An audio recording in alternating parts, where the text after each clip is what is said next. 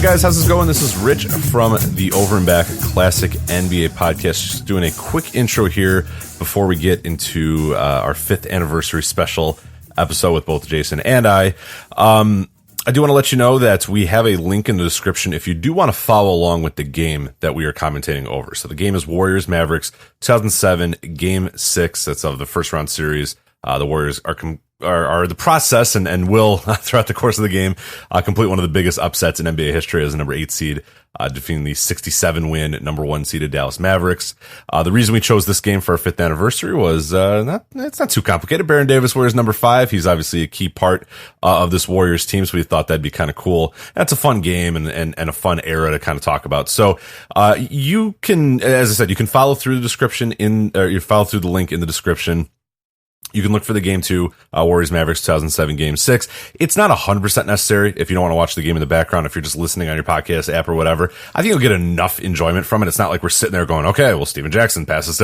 We're not like doing play-by-play. We're just kind of talking over the game and maybe bringing some stuff up about the game. But again, I think you can very easily not watch the game and follow along, but we would definitely recommend for some other little notes and some fun little anecdotes as it's going on to watch the game as you're kind of listening. But if you can't, we totally understand. But anyway, this is our 5th anniversary special. We'll talk a lot about the history of the podcast, how it first started, some of our favorite episodes, and some other kind of news and notes and little nuggets and stuff throughout. So enjoy. And what we're going to do, though, just to kind of give you an idea so you can sync up with us, is the second you hear Jason start talking, hit play on the video. Okay, so fire up YouTube, get through all the ads, do everything you got to do, hit play or hit pause on 0:00 or whatever at the beginning of the video, and the second you hear Jason's voice, hit play.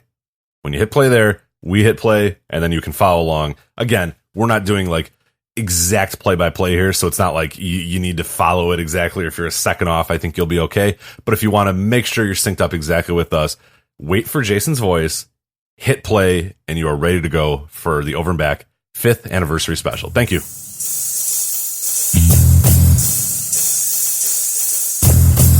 All right, and we are watching the Warriors come through the tunnel in Game 6 of the 2007 Western Conference first round.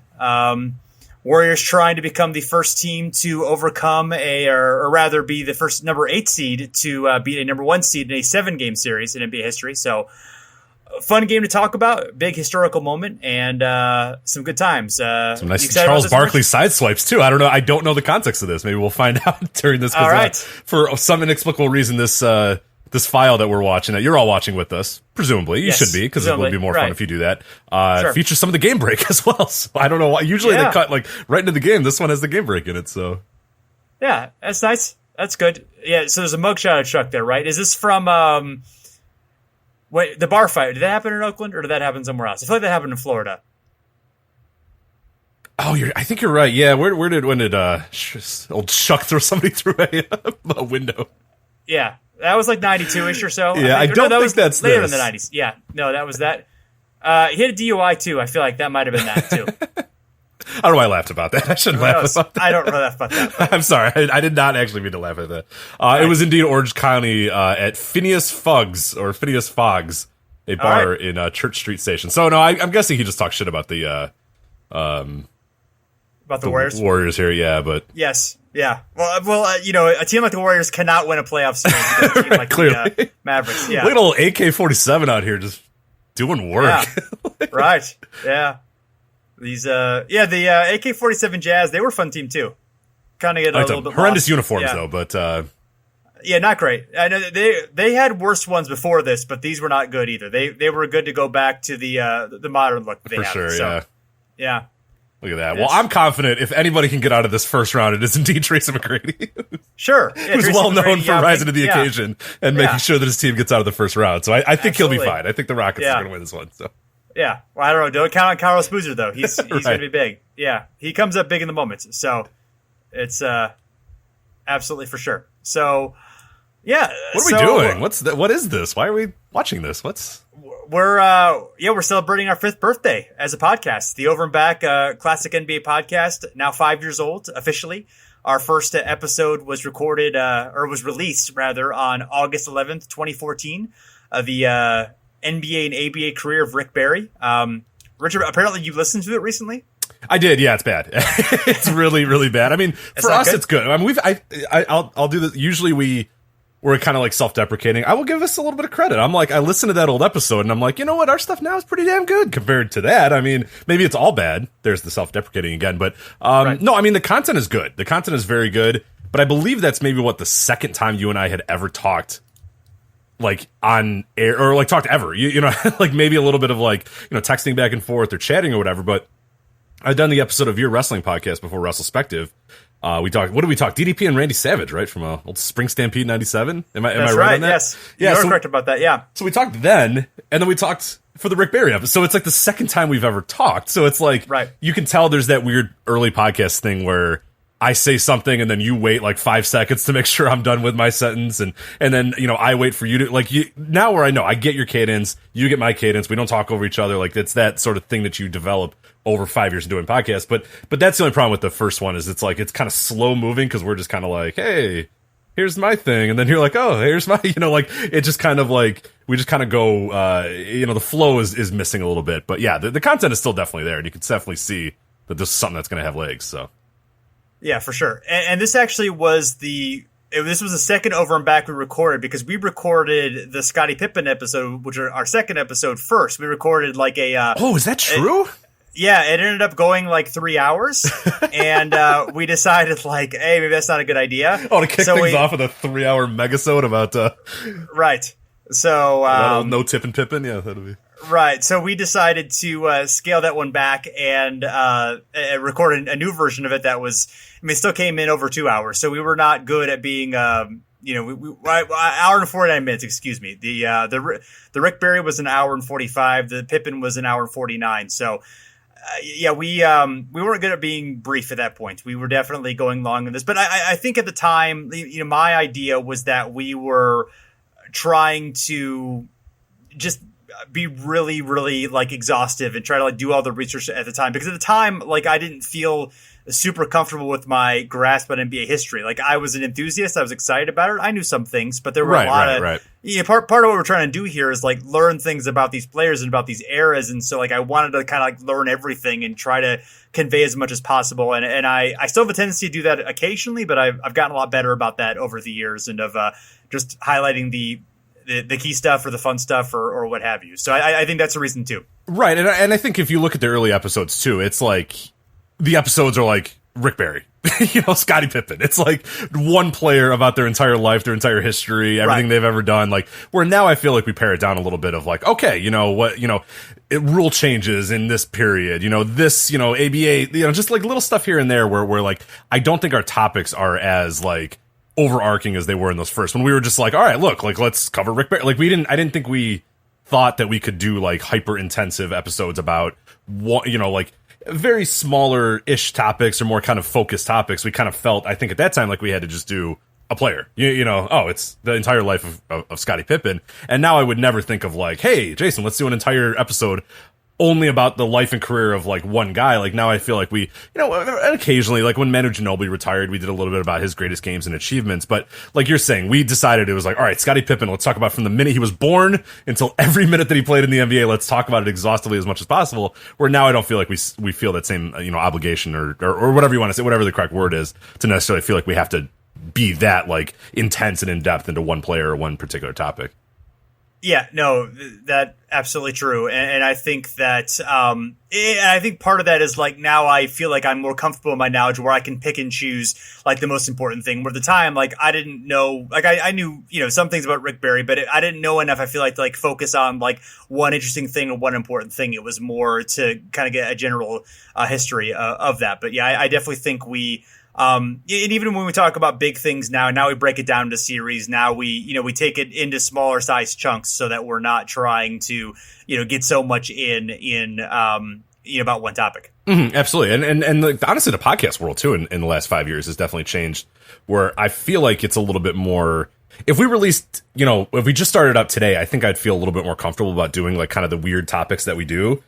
But in those days, I mean, it's still like 5 years it might not seem like a long time. It definitely, to me, kind of feels a little bit long, not because I don't enjoy this podcast, because I'm looking at things that happened 5 years ago for the purposes of this show as we're going to talk about as we go on. But it is a long time ago. I mean, it is very far long ago. And like podcasts, really, if you look at like the kind of the difference of how they've sort of been developed and how much people are used to listening to podcasts and stuff, it is night and day from today to where it was even 5 years ago, which, geez, again, doesn't feel like it's long, but it is, an entire, just so long in podcast years.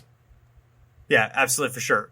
Yeah, so you're talking about August 11, 2014. What was going on during that time? Yeah, well, so first off, the most popular song 5 years ago, Happy by Pharrell. Do you remember when you couldn't escape Happy for an entire summer? So I do, yes. That was going on. Movies out at the time, the very first Guardians of the Galaxy. So the very first Guardians of the Galaxy, they've had, I believe, 27 more since then. So something like that, good for them. The very failed, very unsuccessful Teenage Mutant Ninja Turtles like live action reboot, which I did not watch, so I can't. No. I can't. Look at. Hold on a minute. Just want to jump into this game. Look at that dapper man on the left there, old Steve Kerr, man. Steve Kerr, yeah. What does he know about the Warriors? Yeah. Look how young he looks.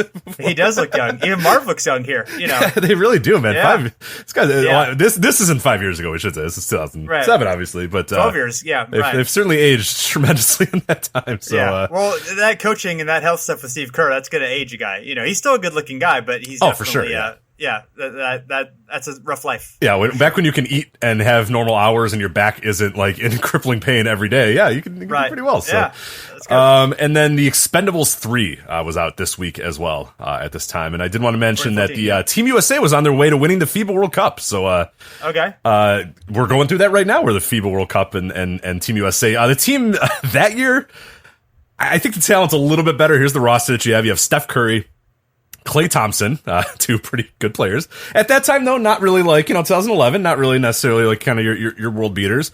Derrick Rose, fresh off, an MVP season. Kenneth Faried, back when Kenneth Faried was a thing and still very good. Rudy Gay, back when Rudy Gay was still a thing and not all that good, but he still thought he was pretty good. DeMar DeRozan, when, again, he wasn't a thing and he's not much of a thing that much anymore. Kyrie Irving, Mason Plumlee, the old playing in the Christian Laettner role. Man, we need a white guy. All right, Mason, come on. Sure. We got to make it at least somewhat white in here. So, hey, Mason, come on board, man. Yeah. DeMarcus Cousins, James Harden, Anthony Davis, and Andre Drummond. So initially when I looked at that roster, and even when I introduced this, I was like, wow, that talent roster is amazing. But, in 2011 years, I don't know. Is that really like...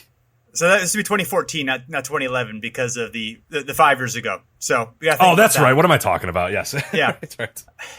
Derrick Rose not off of his MVP season. Forget all I just said. That's actually a pretty good team in 2014. Never mind. Yeah. Stephen Klay, very good. Yeah. So Dallas just hit a 3-pointer. So obviously they're gonna win this game. We've just got our tip off here during the game. Oh, Baron Davis with the turnover. Yeah, they're done. The Warriors are done. Yeah.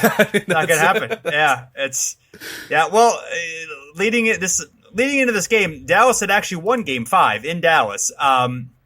So we weren't quite at the point where, it was inevitable. Obviously, the Mavericks were in trouble here, being down 3-2, in a position, in Oracle where they had lost their last 5 straight games against a team that really had their number, in the last couple seasons. Their former coach in Don Nelson. And there we go, Stephen Jackson, I believe, with Jason Richardson, excuse me. Yeah, Jay Rich, yeah. Yes. Yeah, I guess for people who have not, who, don't really know the particulars here, because it was 12 years ago, we have some people probably were not watching basketball then during this time. The We Believe Warriors, the key players there are, of course, Baron Davis, probably their top player. They had a lot of really good players on here. Stephen Jackson, Jason Richardson, Al Harrington, their big man, Andres Biedrins, and Monte Ellis, who was their young future star there.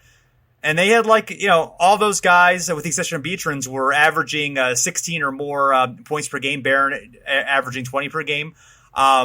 Just a lot of guys who, were really athletic, were fast, could shoot the ball, were fairly young. All were 28 or younger, and Ellis and Biedrins were 20 and 21. So a lot of lot of really just like huge mix of talent here. And then they had like a really big trade, like to shake up things in the middle of the season. They had lost Troy Murphy and Mike Dunleavy and gotten Harrington and Steven Jackson. That was actually an 8-player trade overall.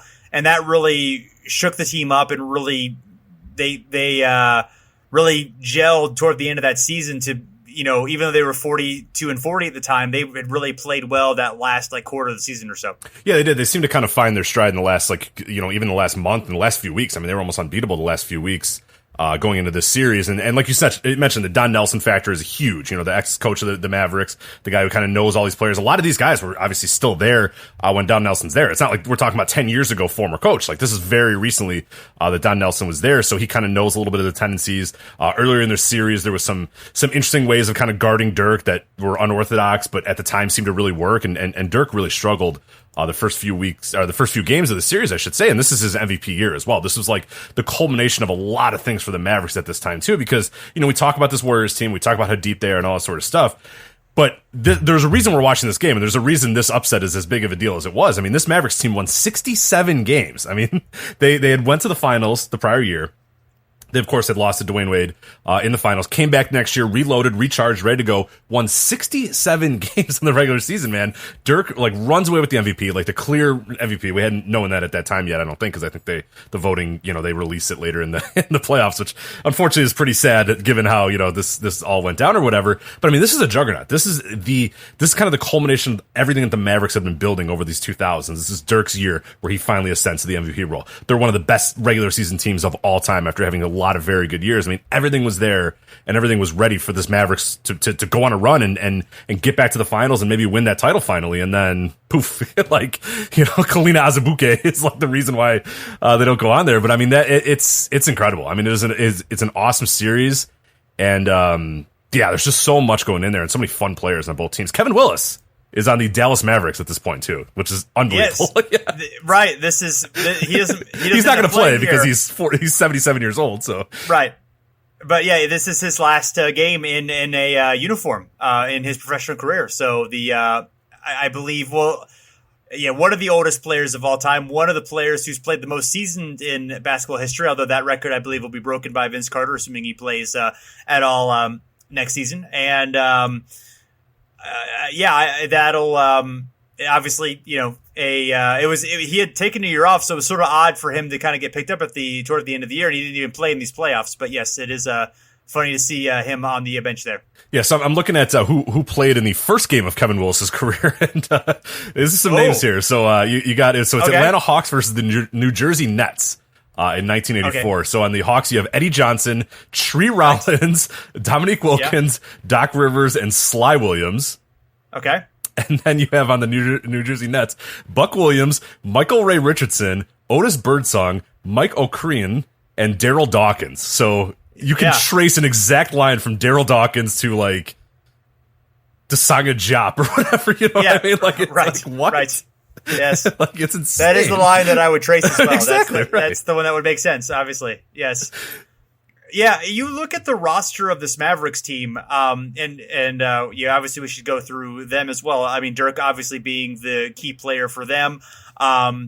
But they had Jason Terry, Josh Howard, who had come along, was, a young player who was kind of seen as a future star at the time. Mm-hmm. Didn't kind of work out with him with kind of injuries and stuff. But, he was extraordinarily, he was good that season, only 26. Devin Harris, was a young guard they drafted who was really good. And then Eric Dampier and Jerry Stackhouse kind of being their other key guys. But yeah, they're not a team that you would have expected to win 67 games. And their point differential is more of like a 61 win team, mm-hmm. which is, one kind of sign that they were maybe not quite as good as they had seemed. And one wacky thing about them is they lost their first 4 games of the season. So they finished 67-11 after losing, after starting 0-4. Nuts. Yeah. Which is pretty crazy. I think pretty unprecedented. I know the Suns, who I think were the number 2, 61 game. They won 61 games that year. They started off 0-3. Both teams had weird starts, and then and then it kind of took off from there. But yeah, the Mavericks had. I mean, they had a 12-game winning streak. They had later a 13-game winning streak. They had a 17-game winning streak and a 9-game winning streak. Yeah, it's nuts. I'm looking at their results right now. It's insane. Right. They lost like twice in 2 months at one point.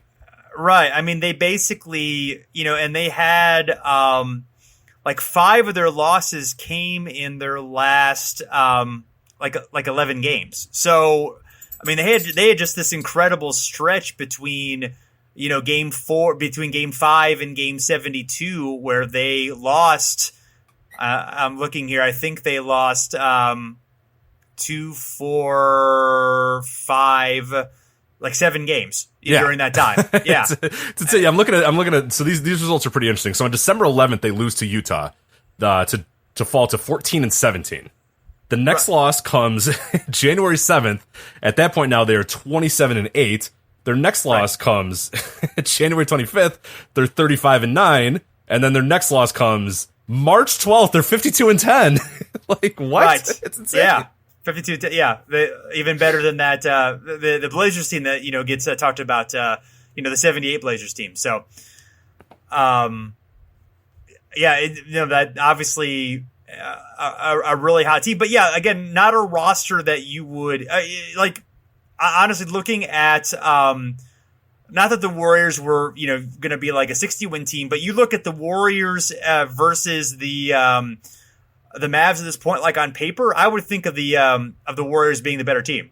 Oh, for sure, yeah, because like you're saying, I think one of the issues too that I think that is, and you brought him up earlier, is Josh Howard. Kind of, this was his year. Like, for whatever reason, he was just great this year. He was like really, really good. And I think that sort of overinflates or overemphasizes how good they were, because like if you're not accounting for him as he makes a 3, thank you, Josh, for the perfect timing there, is like, I think he's one that, like, because you look at his name, and I've always do this too, and I followed the Mavericks a lot during this period. They're kind of my second NBA team, and I lived and died by this series as well, but he's a guy that I look at and I'm just like, Josh Howard, whatever. But like this year he was really good. I mean, almost 20 points per game, like the definitely the number 2 guy on this team, which is hard to believe because you would almost never get to that high ever again. And like Jason Terry, who was very, very good, but not necessarily like, again, not like a guy that you would assume would be the 3rd best player on a team that's like your definite championship favorites.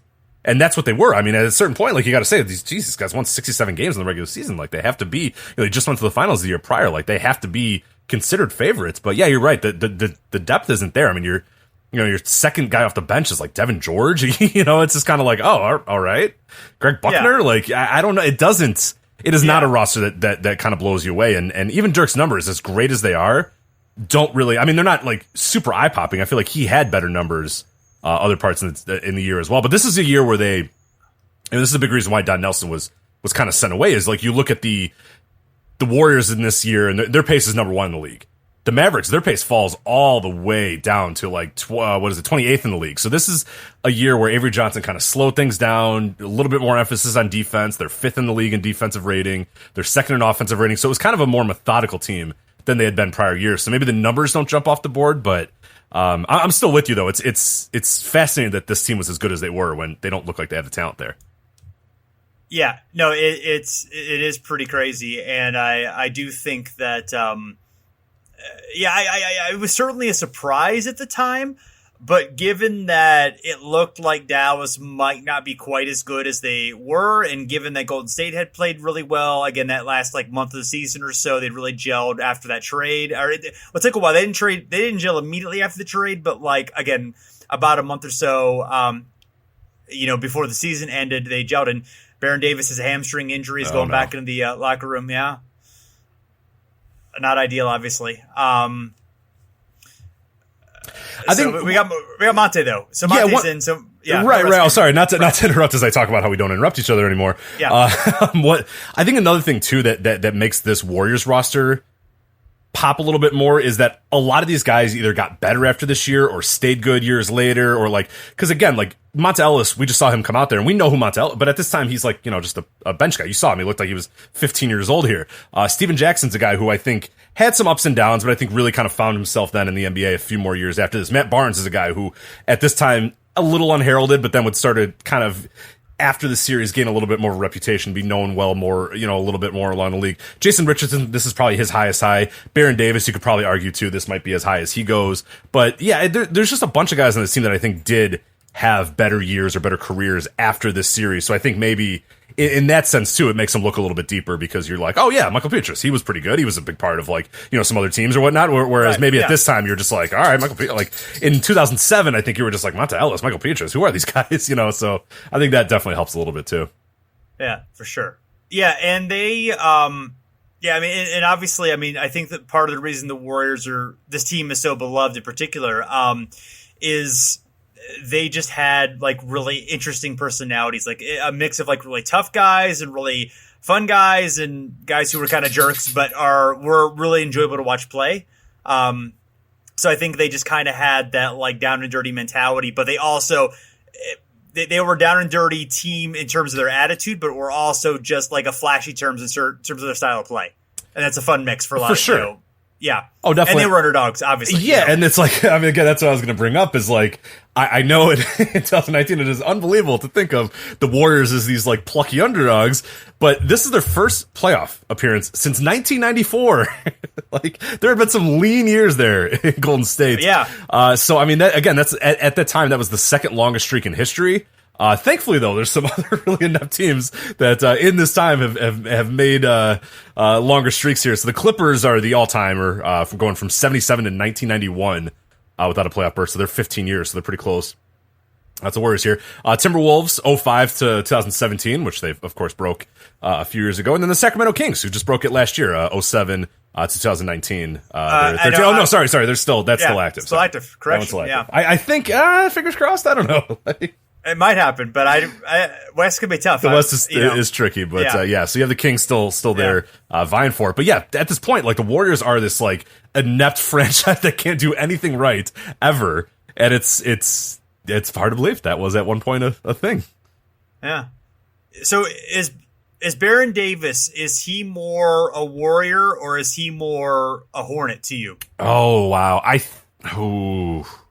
want to say he's more of a Hornet. Because that's kind of how I grew up knowing Baron. Yeah.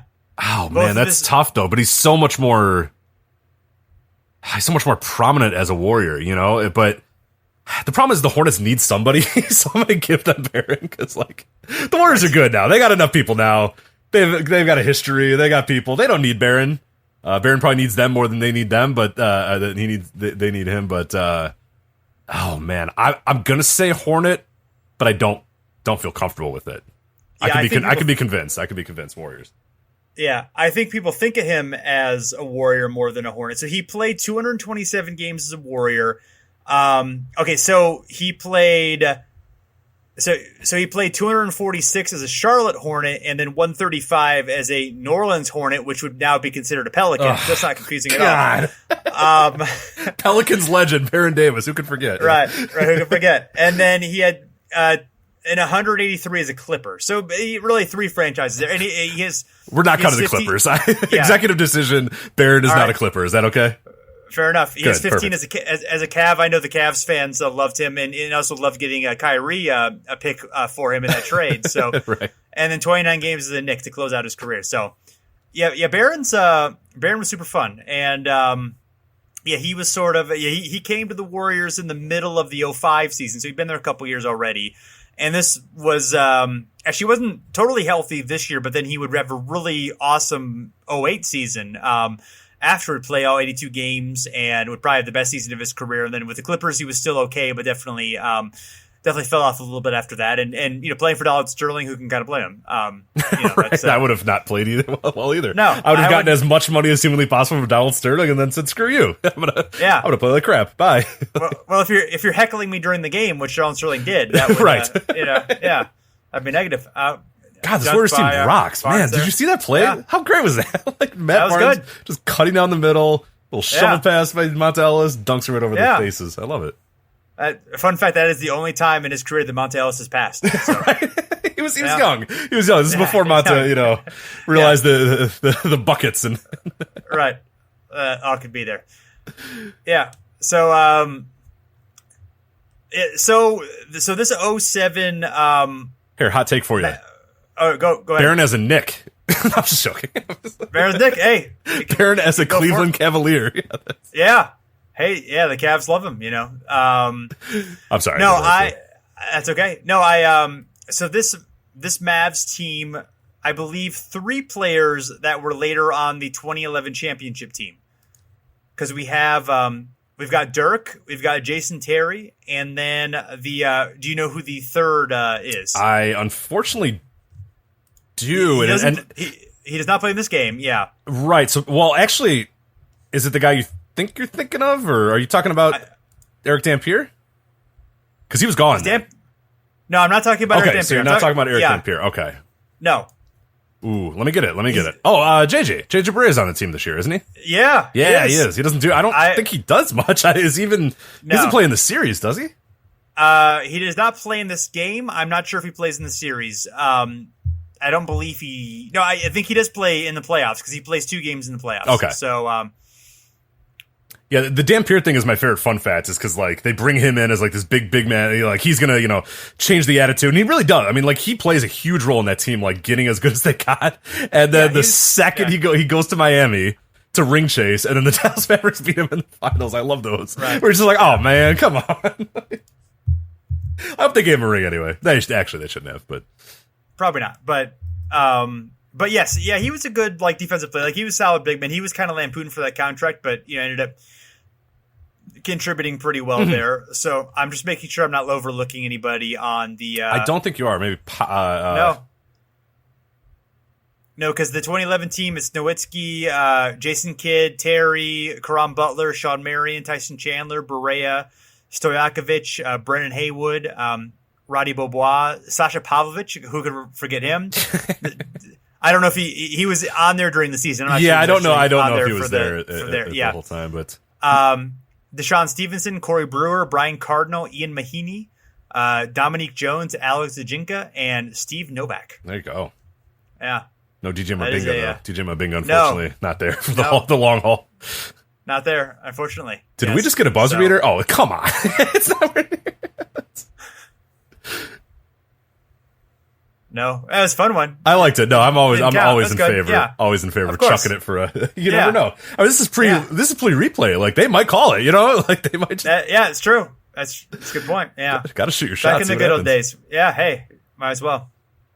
Oh, what do you mean the good old days? You don't like it when a bunch of flabby referees stand around a monitor for 20 minutes? Come on. I am a little old with school. With Steve Javy with a picture-in-picture talking about, I don't think they're going to call it this, and then they call it the opposite of what he says anyways. So yeah. That was good. Yeah. Yes. Oh, lovely Oakland. There we go. It is. Yes, it is. It is lovely. There's a yeah. shipping depot and a office building. Yeah. It's picturesque Oakland. Yes. So I've been to Oakland. It's not that bad. I mean, compared to where I live, I'd still take Oakland over Chicago, but any day. No, right. But certainly would pick San Francisco over both, but as the Warriors did. So it's prettier, yeah. Whether it's better is a different question that it should involve people who know better than I do for sure. So,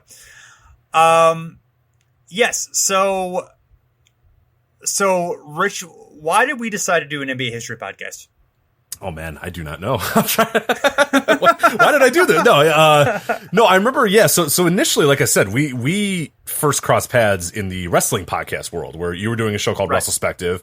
I was doing Voices of Wrestling, and still do to this day. And I'd been a long time listener of Wrestlepective, and I remember just kind of crossing paths with you in some ways, and you invited me onto Wrestlepective, and I don't know if it was through that conversation that we were talking, or if it's just like you noticed me talking about basketball on Twitter. I don't exactly remember what there had to have been a moment where you're like, let's do this. Like, because I think it was you that sort of proposed the idea. Am I correct? Or I don't exactly remember where that came. I remember where we crossed paths, but I don't remember how the idea of doing an NBA history podcast came about.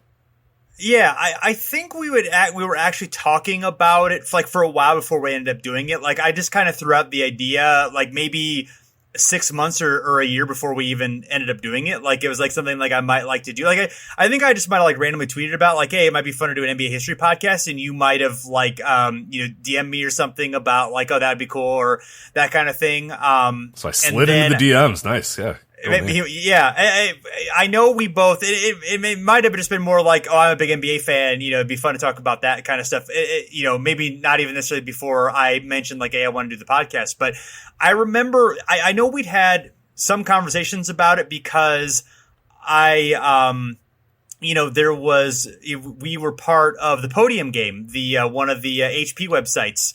That was launched, that was basically a website for podcasts, and they were looking for people to do one. And I knew that you had some connections with, Ian Levy, and, you'd written for Hickory High and stuff. And I knew he was going to be a part of it. And I didn't really know anybody, I didn't know Ian or any of those guys. So I was like, Rich would be great. I knew you were a great podcaster. I knew, you had experience doing it. I knew you were enthusiastic about it. So I kind of eventually was like, hey, I remember this thing we kind of randomly talked about. Let's go, maybe we should try to do it and see if we could be part of this thing. And we pitched it and we got into it, and it just kind of grew from there. Yeah, so I forget about that connection too, because so Ian, who obviously is our overlord at the step back there, I was doing stuff for Hickory High, his website at the time. I was doing writing, and also I had done a podcast called the Bulls versus Blazers podcast with my buddy Sean, and we had a lot of fun with that. It was really cool. It was like kind of my first venture into non-wrestling podcasts and just doing straight NBA podcasts, and it was fun for a little while. But I ended up getting kind of busy and ended up just kind of having an issue kind of keeping up with the daily rigors of doing a current day basketball podcast, because I'm a busy man. Like it's I try to watch as much NBA as I can. I try to watch as much basketball as I can, but it became an issue where I was like, oh dude, like I don't know if I can watch enough games to really talk like intelligently enough about everything that's going on in like the modern day NBA.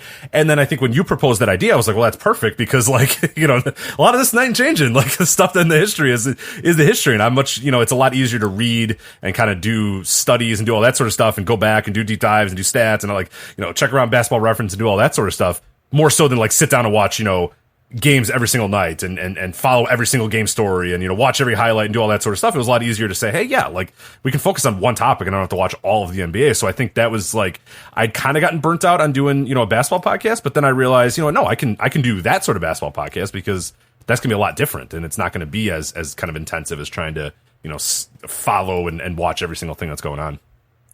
Yeah, and as I mentioned, just NBA history was something that I wanted to know more about. I had read some books. By then the Bill Simmons book was out. I'd read that, and I'd read other. I think I'd read Breaks of the Game already, but it was just something like I wanted to explore it, and I figured, okay, well the podcast is a good avenue to explore it, and to just kind of have a reason to read these books and do these projects, and to get some, get people to talk about on Twitter, get people to, be part of a community that's talking about it. Those things were, I feel like you are able to do that better if you're researching and you're putting something out there people that can respond to. So right. No, for sure. I'm trying to. So we have a Twitter direct message chat between us. I'm looking at it back in the day, but it doesn't look like that was sort of the jump off point. So there had to be another. I'm trying to find the exact like first email or first tweets that did it. So I will keep trying to find that. It might be on it might be on a personal profile. I don't know. I'm going to try to find it. I like to see what our initial conversation was like. that would be interesting to uncover. Yeah. So Steven Jackson just was injured, but looks like he's going to be okay. And play has resumed. The score is tied 29-29 for those following along. We've not really talked a whole lot about what's going on in the game, but these are just fun for free-form conversation. You don't need us to provide play-by-play. You got Steve Kerr and Marv Albert to do that. So I almost said Marv Levy for some reason. I don't know why. I like it. Former Buffalo Bills head coach Marv Levy. Right. Yes. That'd be sweet. That'd be cool if he was right. Good. Yeah. I'm sure he was good. Yeah. J. Rich got 3. Oh, that one missed. So guys are following all over the court. So let's take a couple of questions here from Ryan Dempsey, one of our great fans who likes to follow the show. Where do you guys rank this Warriors team in franchise history? I found them fun to watch in the playoffs, and this series helped get me into basketball. Well, for me, I mean, they basically had two bright spots between like 76 and 2014, we'll say 2013, or say the first, time that the Steph-led team actually, made the playoffs and did anything in the playoffs. It was pretty much this, and it was pretty much I think it was the 90 or 91 season where the they upset the Spurs in the playoffs with the Run TMC team. Mm-hmm.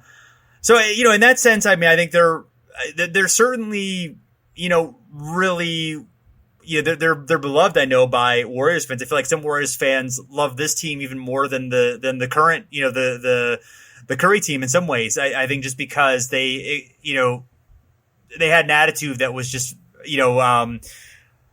just different at the time and really stood out, and it's really, was fun to watch it. And probably they would have gotten a little bit tiresome if they had stuck around for too long. But the team, they'd won really, the next year they were actually really good. They won like 48, 49 games, but missed the playoffs because they were just in a tough conference. And then Davis left and they pretty much broke apart, a year or two after that. So we're kind of the same old Warriors. So they didn't wear out their welcome, I guess, in a sense, which, is good for like remembering them, bad for, the Warriors maintaining a competitive team. But again, things worked out pretty well, a couple years later. Absolutely. And I think that is an important point that you bring up there, that the reason why I think this team is so in Warriors history, they've had better teams, obviously. They've won, as like any of the most recent teams are better and have more, history to them, and they've won NBA finals. And then obviously you got to go back, to the 70s, and there's, title teams there, and there's title teams in the late, 50s if you want to go Philadelphia Warriors or whatnot. But what makes this one so special, and why I think, like you said, they're so well received and they're so like historic in that team, is because like it broke up the just the awfulness that was the Warriors of the late 90s and the early 2000s. I mean, it was horrendous. Like we said, 1994 was their last playoff berth with Don Nelson as coach. But Don Nelson had lived like 15 lives at that point in between those. And the Warriors have been through so many ups and downs and so many issues. So this team kind of comes out of nowhere, just absolutely like without any real notice that this team is going to come and be as good as they were. And they come out and not only do they, make the playoffs and they have a fun team, but then they make like, they get the biggest upset in NBA history, really. Honestly, if we're putting it down, like I would really put this one up against almost any upset in NBA history. And that just, it just magnifies exactly how fun and how important that team was.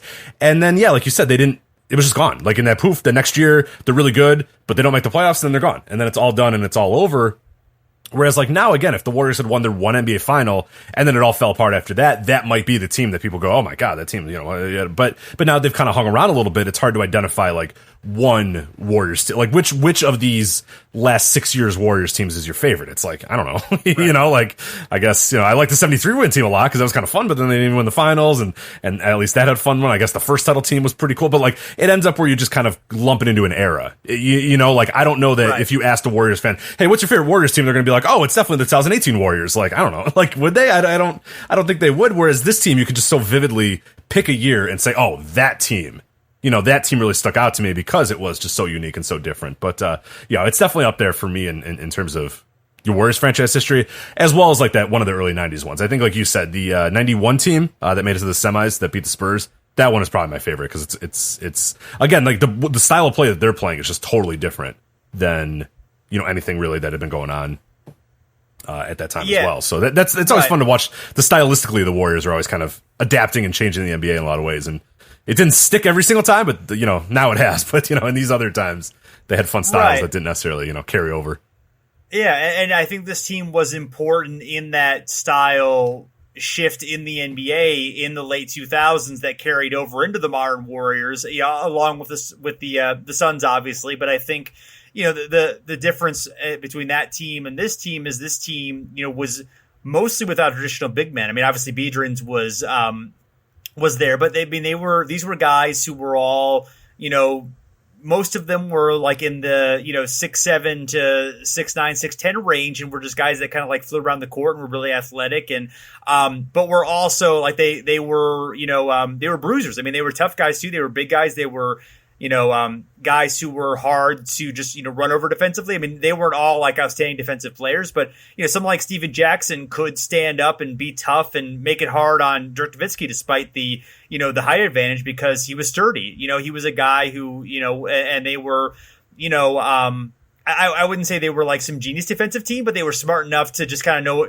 know what to do and to, like we see here, they were taking charges. And this one actually I think ended up being on Harrington, but they were the kind of like team that was, they were offensive minded, but they weren't pushovers on defense either. And I think the way that they kind of gel together. I think they served kind of a next like template that kind of beyond the Suns that other teams could kind of take. Absolutely. Yeah. I mean, the Suns were dependent on were dependent on Nash, and Nash is such a unique player. Where the Warriors were something that was a little bit more replicable, I think. No, definitely, and I think that's a great point that you bring up. Is that especially with it being Don Nelson too? Is it's interesting because Don Nelson, this team is in sort of the form that Don Nelson wanted the Mavericks to do, because he comes to the Mavericks obviously from hiatus and coaching, and had done stuff with the Warriors obviously in the 90s, like we said. And then he comes to the Mavericks and he's got this 7-foot power forward that shoots threes, and he's got Steve Nash, and he's got an idea of how to play, and they run up and down, they score, they're just crazy. They're more. Not more threes than we're accustomed to today, but at that time, like a lot of threes, a lot of running, gunning, a lot of really quick movement, but they weren't a good defensive team. Like they scored a lot, but they gave up a lot of points. They had some issues in terms of toughness. They had some issues in terms of defense. They couldn't really lock down come playoff time. There was a lot of issues where they couldn't seem to like really lock down and win a game that maybe got a little, defensive or a little kind of mucked up or whatever. And now he goes to this Warriors team and it's kind of in the image of what he always sort of wanted with the Mavericks team in terms of they run and gun. They're going up and down the court. But like you said, too, they're also like, they're tough, man. There's a lot of like guys that you wouldn't necessarily think of as gunners that are just out there like doing the hard work. Your Matt Barnes types, your Steven Jackson types, even like your Al Harrington types were like guys that could really get down there and really play good defense and sort of change the game in a lot of ways, where it was kind of the evolution of that Mavericks team that we saw. And then I would say even more to the point, the current day Warriors, or the Warriors that obviously emerged, in 2016, 2015 or whatever, then kind of took that to another level as well, where they were also, because that's like, I have people that are like, oh, they don't play defense, or the Warriors, all they do is shoot. I'm like, all right, you don't watch the Warriors, because like they play tremendous defense. Like, I don't know, is it, these days it's maybe waning a little bit, but like one of the big reasons why they won those titles and were as dominant as they were in the early parts of this decade is because they played great defense. Like, Klay Thompson was an incredible defender, Draymond Green, an incredible defender, Steph Curry, not always the best, but I mean, he's a guy that could definitely go down. I mean, there was years where they were first in both, and that's like, so that's sort of like the next level of what we're kind of talking about here is you had your Suns and your Mavericks and your gunnering teams, and your teams are just going out there and trying to shoot. Maybe even, the Doug Moe Nuggets or whatever, which are like, yeah, we scored 130 a game. It's like, oh yeah, but you gave up 140. Like, well, whatever. Who cares? We'll win some, we'll lose some. And I love that style of play. It's really fun, but like, it wasn't conducive to true winning basketball, where like you're starting to see it a little bit here. And I think this is a great series to kind of, and this team is a great representation of how you can kind of do both in a lot of ways. You can play at a fast pace. You can shoot a lot of threes. You can shoot a lot. You can shoot quickly in the shot clock, but you can also play some really good defense too when you need to. And I think that's something that makes this team pretty special too. Yeah, although I looked the next season, they were 23rd in defensive ratings. Yeah, well, Don's going to Don, so that's fine. Yeah, they didn't quite maintain that. I forgot that the J. Rich trade happened between seasons, so they didn't have Richardson the next season. They had Brandon Wright instead, who barely played. And I forgot they also had Chris Webber briefly for the next season. Oh, that's right. Well. Yes. Yeah. Chris Webber finally back on the Warriors with Don Nelson. This should work just as well as it did the first time. Which one worked better? That's a tough question. Which Chris Webber Don Nelson combo worked better? The one where he couldn't walk, or the one where he didn't want to play for him? So probably the one where he didn't want to play for him, because the one where he couldn't walk, he averaged 3.9 points right. in 9 games. Well, he couldn't walk, so I mean, it's tough to play NBA basketball when you can't move your feet. Yeah, so that's a good point. Yeah. So so another interesting question from Samuel Fleming at Nashman92, asking if any of the main accomplices for Golden State during the series had played most of their careers, or at least their prime years with the Warriors, which players would benefit from that the most? So we're going to assume that it is, or I'm going to assume that it's Warriors, like Don Nelson coached, and you basically the same type of player. So let's assume they all get there fairly young in their career, like early 2000s. So they're within their third or fourth year together. Okay. So looking at the roster, well, I think it helps Barron to play most of his career in one place. Yeah, exactly. I think he's my number one of just saying, like, just being with one friend. Because like you said, the question you posed earlier, they're Hornets, Warriors, it's like, it's a trade-off. It's kind of a toss-up, and that kind of hurts, I think, his legacy, is that he's not predominantly, like, known as being with one team or whatever. So, yeah, definitely him. Well, I see a lot of these guys, because Steven Jackson was really good, but he really bounced around a lot. probably had his best years with the Pacers, was part of that team that Pacers team that looked like they were going to be really good, and up until the Mouse and the Palace kind of changed everything for them. Jason Richardson's the same way. Like he never stuck around for a team for more than 4 years or so, and but was a really good player. Definitely looked like he could be like a perennial all-star. Like I think out of all the guys in the team, I feel like he was the most talented of them all. Absolutely, maybe even more than Barron. Yeah. No. Jason Richardson's a great pick because I did this with a buddy a few weeks ago. We were talking about players of the 2000s, and I told him go and look at Jason Richardson's career. Just leave out whatever you think about it. Go look at his career, just look at his numbers, and it's man, that guy was really good. I don't think nobody brings this guy up, but I mean, he averaged 20 points a game in 3 years in the decade, with the Hornets or the Bobcats at that point, but they don't exist. They never existed. It's the Charlotte franchise that was around in 2008. We'll go with that. Is that fine? I think that's fine. We'll go with that. Fair enough. And then twice with the Warriors too, but then the other years where he's not doing that, he's scoring 18 a game, he's scoring 19 a game, he's up there. And I think people don't necessarily, I don't know. I don't think he gets his due. And he's a multi-time slam dunk champion, which again doesn't mean anything in terms of accolades, but he was a pretty popular player at that time too. He was the dunk contest guy for a few years. He was the preeminent guy in the contest, kind of the spiritual successor of a Vince Carter type. One of the guys that brought the contest back from the dead in a lot of ways was Jason Richardson. And yeah, good player, good scorer, great dunker, great highlights. But it's just I think because he was in Charlotte, then Portland, then Orlando, then Philadelphia. And the other silly thing about that too is go look at what he was with a lot of great teams. Other than those Bobcats years, you talk about this team, with the Warriors team, making that big run. Those are really good Phoenix teams too. And then he's part of the Orlando teams that I believe upset Vince Carter or upset LeBron James in the playoffs, right? I remember him being on one of those teams. Is he not? That was afterward. That would have been afterward. So he was on the 2011-2012 teams. They were still good, but they weren't as. I think the 2011 team was still.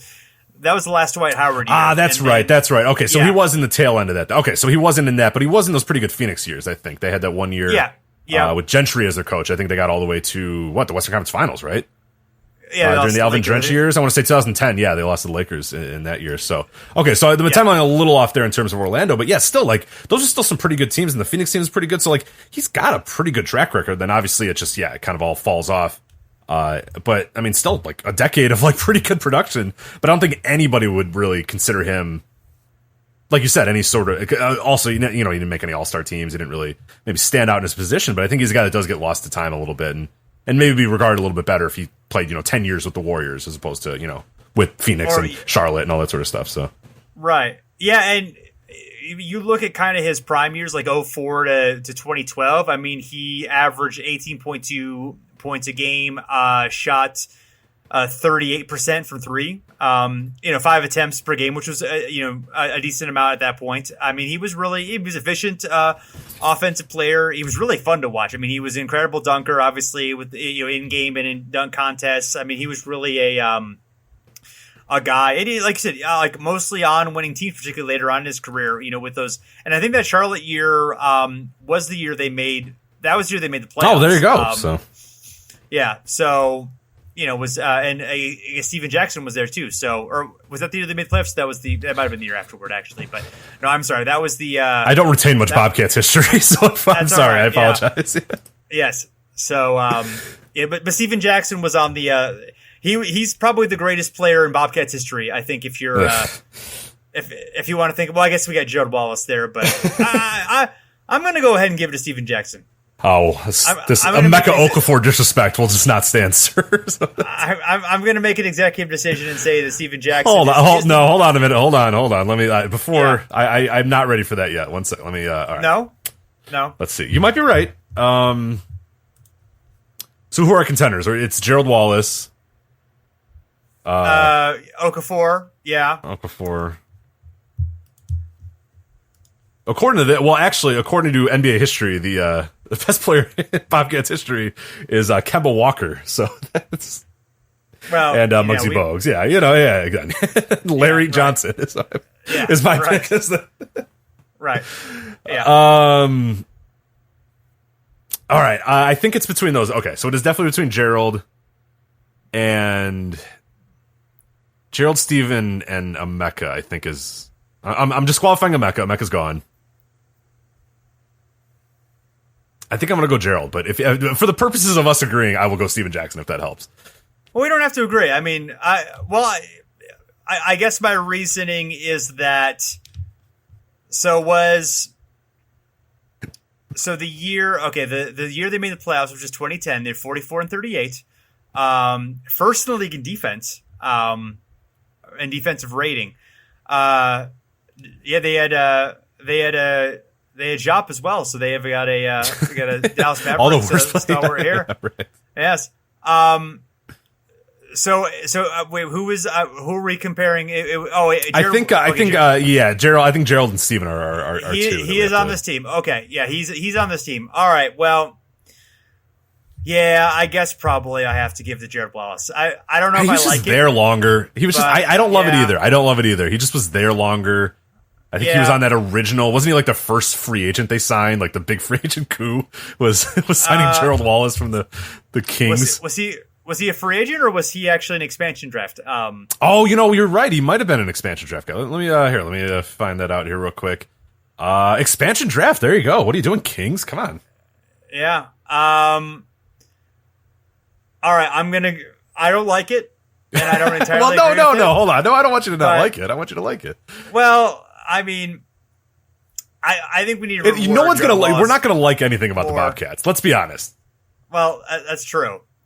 But by the way, we have to talk about what just happened there. Dirk lost his shoe, was falling over, and then threw a full court heave, and was like 5 inches away from making it. That would have been the greatest shot in NBA history. And everybody would have forgot that they lost this game here. Everyone would have been like, did they lose? Who cares? Dirk made a shot with losing a shoe from full court. Like, who cares that the MVP just lost in the first round of the playoffs as the number one seed? Who cares? Look at what he just did. Who cares? So, Nobody cares. If only, but instead they don't talk about that. So. They don't talk about that. So so we're at halftime. The Warriors are up by 3, I believe, and it's looking competitive. Looks like it's could go either way. Yeah, absolutely. Yeah, at this point, Baron Davis is playing well, but he has his hamstring issue, and Dirk ain't playing so well. I think he's made one shot, I believe, at this point. So yeah, he's it's not going to be a banner game for Dirk, but it would have been. No. It would have been had he made that shot. So. It also would have doubled the amount of points that he scored in this half too. So yes, so Warriors up by 2, 50-48 at this point. So you, as you mentioned, your second favorite team at the time are the Mavericks. I believe Dirk is your favorite player of all time. Is that correct? Correct. Okay. So 2-part question. One, how did Dirk become your favorite player? You may have shared this on the show before, but for those who've not listened to all the episodes, if you could share your Dirk origin story.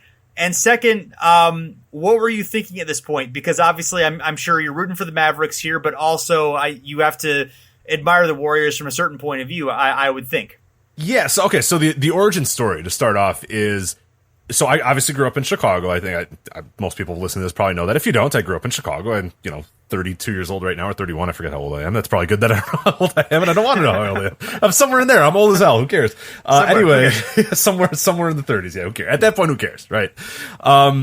And so Jordan retires, and I'm still kind of a young basketball fan. So Jordan goes away. The Bulls kind of stink, and I just really stopped watching basketball altogether. I stopped watching the NBA, 100%. I just, it didn't help at that same time that wrestling, had become, the thing that I really, really focused on a lot. We're talking about the midst of the Attitude Era with WWF and WCW and ECW too. Like, I was just consuming wrestling, and I just basically told the NBA and stopped following basketball for years after, Jordan retired. I was one of those guys. And I still obviously go into Twitter. I go into Twitter and I complain about how nobody plays defense. Because I never watched it again. I never, ever watched basketball again. So now I just tell people they used to be better in the 90s and nobody plays defense anymore. So, that's what I do with my free time these days. But no, obviously, I remember, I think it was 2001 was the exact year. And I just I flip on TNT. Maybe I thought I was going to watch wrestling, or wrestling wasn't on, or it was like an episode of Thunder got preempted. I don't know what the hell was going on or whatever. But, it was early. Yeah, I was going to say early 2001. So at this point, like the dying days of WCW. So WCW's done and gone and really not coming back for ever again. And I started kind of watching some other stuff a little bit. And I remember turning on an NBA game, and it happened in a Mavericks game. I don't remember who the hell they were against. And I just remember being like, what the hell? There's a gigantic dude. He's 7 foot tall and he's raining 3-pointers. Like, this is absolutely nuts. And like, I just thought, I didn't think much of it at the time. I was just like, well, that's kind of cool. That's interesting. That's fun. And then I remember that weekend I went over to a buddy's house and we were playing video games together, and he had a Dreamcast and he had NBA 2K. I got it. 2K1, I think at that point would have been the game. And I remember being like, you know who I'm going to be? I'm going to be those Mavericks. They were kind of fun. They had some fun players or whatever. And that entire night or that entire day, that entire weekend, however long we played, I was just the Mavericks the entire time, and I just won every single game. I was just winning left and right. And like, my friends who weren't that big of NBA players too were also like looking, and they're like, what the hell are you, like, why are you shooting threes with that guy? And I'm like, oh, I don't know. He shoots threes. Like, I can't believe it either. Because they were kind of in the same boat as me, where they stopped watching basketball for a little bit. So little by little, I just started learning more about Dirk and being like, this guy's awesome. Like, I can't believe this guy this tall is shooting 3-pointers. And then you obviously have, you know, on that Mavericks team, you have Steve Nash and those sort of guys. So Dirk is kind of the conduit to it, where I'm like, this guy's awesome. He's like my favorite player. I love this guy. So I really kind of followed him and really enjoyed his career as much as I did. And one thing that I always mentioned about the Mavericks and how I think I became like a bigger sort of quote unquote Mavericks fan instead of just a Dirk fan is that, you know, I was walking the halls of my high school once, and there was this kid that walked by, and this guy that walked by, I'd never met him before. I think he was kind of new to the school at the time, and he's wearing a Dirk jersey. And I go up to him and he's pretty quiet, and he's kind of like, I think he had just, like I said, he had just started. He was pretty new to the school. So I go up to him and I go, hey, what's up, man? And he's like, kind of just like, yeah, what do you want? And I was like, dude, do you have a Dirk jersey? I'm like, do you like Dirk? And he's like, yeah, do you? And I'm like, yeah. And we became friends that day, and we're still like really good friends right now. I just got done talking to him, you know, a few minutes ago before we started recording this. And then he would come over and we'd watch Mavericks games. Like anytime they were on Friday nights or every time they were on Thursdays or whatever, we would watch Mavericks games together. Anytime the Bulls played the Mavericks at home, we would go to the games and go early and get autographs and do all that sort of stuff. So he sort of helped me turn it just from like, hey, Dirk's a cool player, to I'm a huge, you know, Mavericks fan, because he was a Dirk fan and also a Mavericks fan too. So we kind of jointly went on that journey together, and still to this day still go on that journey together. Even though Dirk's not there anymore, we still kind of follow the Mavericks and talk about the Mavericks all the time and that sort of stuff. So it's really cool in that sense. As far as your second question though, him and I watched this entire series together. I remember it vividly. I remember where we were during this game. And I want to say that I was mature at that, like, because nowadays I'd be like, oh man, that's cool. Like, what an upset. That's great. I wasn't like that at that time. I was fucking pissed off. I hated this Warriors team. I was like, these assholes. Because this is like, you know, and you know, I'm in like, I think I'm out of high school at this point, but I'm in college. But I still have enough friends that like know that I'm a Mavericks fan, and I'm needling them and I'm telling them, oh baby, like, yeah, we lost the finals last year, but we're back. Like, this is the best year. Like, they're gonna win the title this year. Yeah, like, I had talked a lot of shit, Jason. I had a puffy chest, 67 wins. You know, you could start talking a lot of crap. Yeah. So yeah, it was kind of this thing that him and I looked at each other. We're like, oh goddamn! Like, now we have to like face all these people that are gonna say, hey, what happened to the Mavericks? Hey, what happened to Dirk? And like, I was a huge Tracy McGrady like hater. I would like.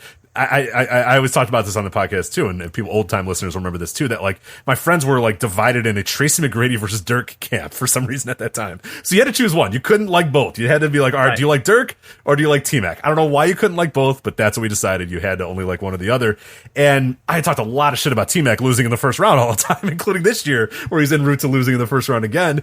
So yeah, that became a problem too, where everybody was like, oh, hey, yeah, losing the first round, that must suck, right? And I'm like, oh man. So I was not happy about this either. And it was also a time too where like, I was kind of like, all right, what's next for the Mavericks, man? You let, you know, Don Nelson go, you bring Avery Johnson. Avery Johnson kind of changes the culture a little bit. Well, now they fall apart again. Like, what the hell's going to happen with Dirk? Like, after the series, you know, we do know that Dirk goes through like a deep depression. Like, I was like, this is it. This is over. This dynasty's done. They're going to break everything up. It's all over. So part of me got a little upset that like, oh, maybe like me and Rob aren't going to be friends anymore. Or like, you know, maybe if this thing breaks up, you know, we're still kind of new into our friendship. That's the end of our friendship because of this team. So we were upset. We were not happy at all about this.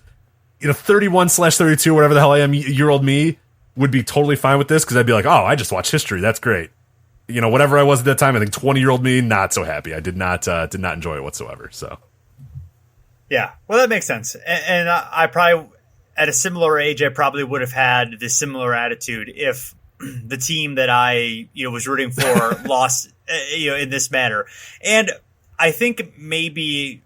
Yeah, I haven't really talked to any Mavericks fans about this, but I'm guessing that winning in 2011 takes the sting out of this a little bit. Oh, for sure. Oh, 100%. Yeah, because yeah, you had that great moment, you won that title. You know, it makes this feel, you know, not as bad. It makes, you know, 06 feel not as bad because you did finally have that one great moment of vindication and one of the better, performances in any series in history from Dirk in 2011. Exercises a lot of demons of the past. Not that he needs it, but I mean, just as a fan, that's kind of the way that you feel. It's like, okay, my guy did deliver in this moment, and I care about that. That. So I do think that matters that would matter to me if I were a fan of that situation. Yeah, I'm assuming definitely. A lot of Mavericks would probably feel the same way. Yeah. No, I think definitely between me and Rob, like 100%, that 2011 finals made it all the much better to be like, oh, okay, because like there was a while there where it was like, oh, this is it. This is the highest high this team is going to go on. It felt like that. It felt like, okay, they can't follow this up. Like there's no way they come back from this, and they really didn't. I mean, they did in the sense that they didn't like fall apart and break up the team and all that sort of stuff, but they were never. It took until that 2011 team, they weren't like this anymore. This was kind of that high of this team, and it was like, okay, we're going to do a little bit of retooling. This guy's going to go, that guy's going to go, and it was kind of, I don't know, it was to the Mavericks' credit, they stuck with it and realized that, hey, this is a team that could make things happen, but the next year they lose in the first round again. They make it to the semis the year after, and they lose in the first round the year after that. Like the finals win was almost that inexplicable because it was like, all right, this is a team that just they're losers. You know what I mean? Like regular season they're great, they win all these games, but who cares? Because once the playoffs comes, they just lose. And without that 2011 year, they're just losers. They're just a team that never fulfills their destiny or never fulfills their promise. And Dirk's, a guy that never fulfills what he could have been and has this kind of sham MVP year that a lot of people kind of brought up. Obviously still deserves the MVP, but, that was kind of the narrative around it at the time. So yeah, no, it was hard to get really excited about like, hey, this plucky Warriors team, yay, they're fun. Like I hated them. I absolutely hated them. But now I really appreciate them and I can watch this with a lot more fun. Cause yeah, honestly, if they didn't win that 2011, I don't think I would have offered to watch this game because it would be too annoying and too stressful. But yeah, him and I, like we share videos of this series all the time too and laugh about it and stuff too. But we were in definitely no laughing mood at that on that day as well. Yeah. No, yeah, because the they went from 67 to 51 wins the next year. They got Jason Kidd, I believe, the next season, and that didn't really look like short term. That didn't look like a very productive move for them. Oh, you should have seen my hot takes during that. Oh man, I hated that Jason Kidd move. I was so upset that they acquired Jason Kidd. So upset. Right. Yeah. So obviously it went all right, but yeah, they were not. They were kind of a mostly because he's a turd, but right. I mean, they were a low to mid 50s win team over the next few years up until 2011. That one again kind of came out of nowhere. And I mean they were a really good team that year, but no one really kind of expected them to. But they just kind of kept plugging away and made shifts in the roster and kept their defensive identity, but were a better offensive team. Going forward, more diversified team. Had like. They had defensive-minded players, but instead of having, like Greg Buckner, they had Sean Marion, which is obviously a lot better than Greg Buckner. Right. Instead of Eric Dampier, you had Tyson freaking Chandler. So it's like, right, exactly. Yeah, they had the right, they had guys who were like in that mindset, but were way better versions of those players. So, but it took a while to get there. I don't know. That someone's going to get upset about your Greg Buckner slander. For the record, that was Jason, not me. So I'm sorry. For all the Greg Buckner Twitter is going to get really upset about that. At Over and Back NBA, you can specifically yell at Jason, JASON if you want to, So yes, so you made a point here in the notes this is the first playoff meeting between the Mavericks and the Warriors. I guess the only one is that correct? Have they played since then? Oh, you're right. Yeah, that might be it, right? Yeah, the Mavericks have made the playoffs in a while now, as the Warriors have been there every year. So I don't believe they've had an opportunity to do that. So they've never been good at the same time, and it didn't help that like they were all bad in the 90s. So like that's a huge chunk of time they weren't good. But you could have thought that somewhere in the 80s, maybe. You know what I mean? Like, because the Mavericks were a pretty solid team, and the Warriors, up and down. But they had a few years where you thought they may have gotten pretty close. But it was like one team was never really good when the other team was like just okay, or it was either like they were both like just fine, or they were both horrendous. So yeah, I guess there wasn't really a time where they would have matched up, but it just seems odd though. I don't know. I don't know. The teams that I felt like should have crossed paths at some point earlier, but yeah, I can confirm that they have not done so since 2007. Oh, They have Yeah, they in the 2010s they've lost to the Thunder in 2012, the Spurs in 2014, the Rockets in 2015. I don't know. Why do we have to do this? This seems unfair. I'm sorry. I mean, not to Go ahead. not to rub myself. I just just point out the teams they played. That's all. So yes. So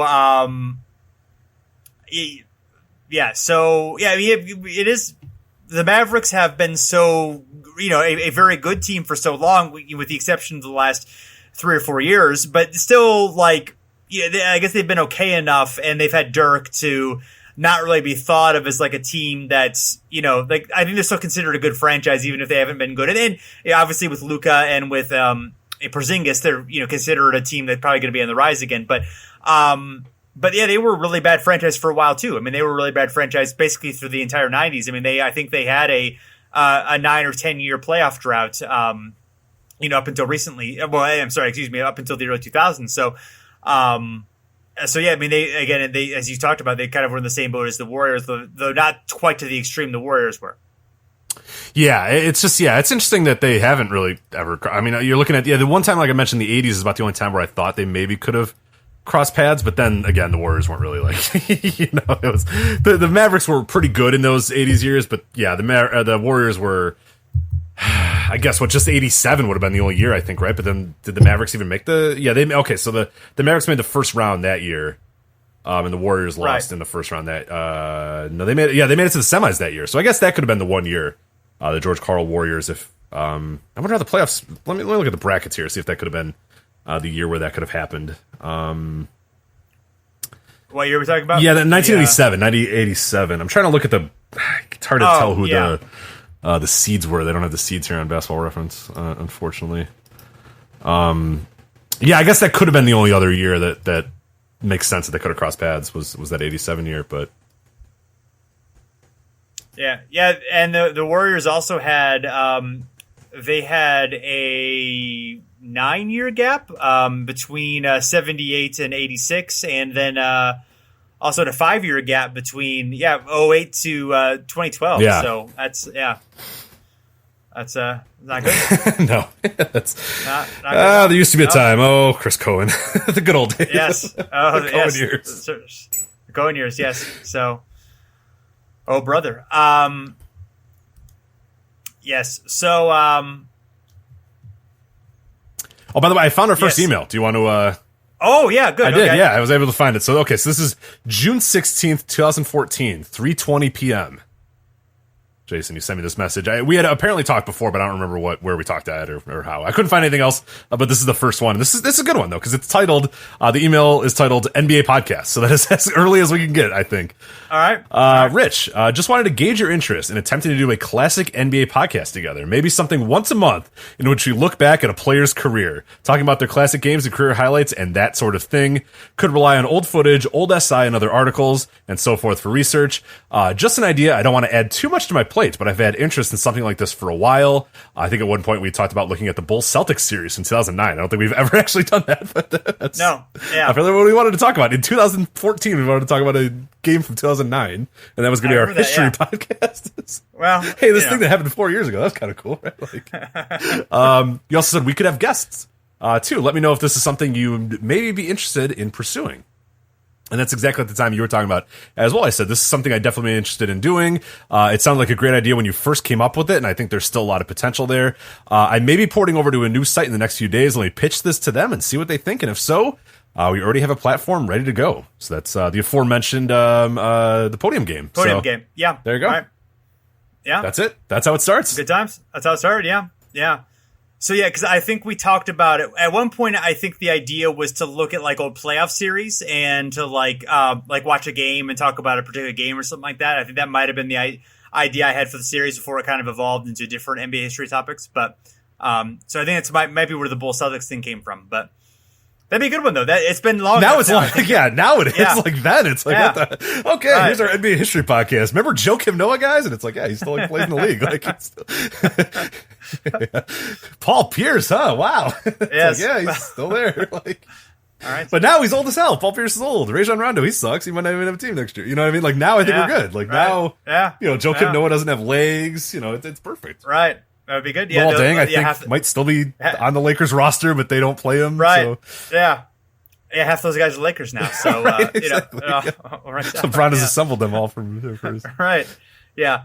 It's sort of weird that LeBron keeps putting guys on his team who were his old enemies. Yeah. The problem though is and this is a big issue with and that was a Michael Jordan thing too. I don't know if you remember. I mean, that used to be a big thing. They talk about it, I think, a little bit in the Jordan rules, is that he always would want guys that he played against on the Pistons, and they're no, they're not good anymore. We're not going to get in we're not going to bring in these guys that you just remember playing against. That's not how good teams are built or whatever. But I mean, obviously the Lakers don't have much ability to tell LeBron, no, that's not what we do. But yeah, he's oh, Rajon Rondo, he was hard to play against. And it's yeah, but that was 8 years ago. Let's not bring him in. No, we don't have to do that. And yeah, Lance Stevenson the same way too. So he's just kind of assembling past guys that were tough players to play against, but it's I don't know if that's a great idea for LeBron. Yeah. But Dwight Howard's coming, so that should definitely change everything. Yeah, so there you go. Thankfully, we've righted that wrong. Or bringing in Dwight Howard. Yeah. Noah or Howard, for that matter, would fit that bill. So yeah, maybe they get them both, Ugh. Yes. So, so looking at kind of what happened in this series overall. So, so Golden State won game 1 in Dallas. And let's see, the score of that game was 97-85. So that was, the start of, that was obviously a big surprise, started the rumblings that there might be trouble. But Dallas won game 2, 112-99. So it wasn't necessarily a huge crisis, but once it got back into, Oracle, that was really the sea change there, where the Warriors just completely demolished them in game 3, 109-91, and then won the close one, 103-99 in game 4. And then the Mavericks came back, because we talked about, won game 5 to make it 3-2. So it, certainly didn't seem out of the realm of possibility that Dallas could, turn around and win this series, come back from the 3-1 deficit. Now, at this point, at halftime, this was close, but now, as we're watching the game, Steven Jackson, I believe they said, have scored the last 12 points for the Warriors, and now the Warriors have a 12-point lead. This one's starting to look like it might be out of hand. And Jackson's going to have an all-time career game here. If you don't know, we'll kind of spoil a little bit here.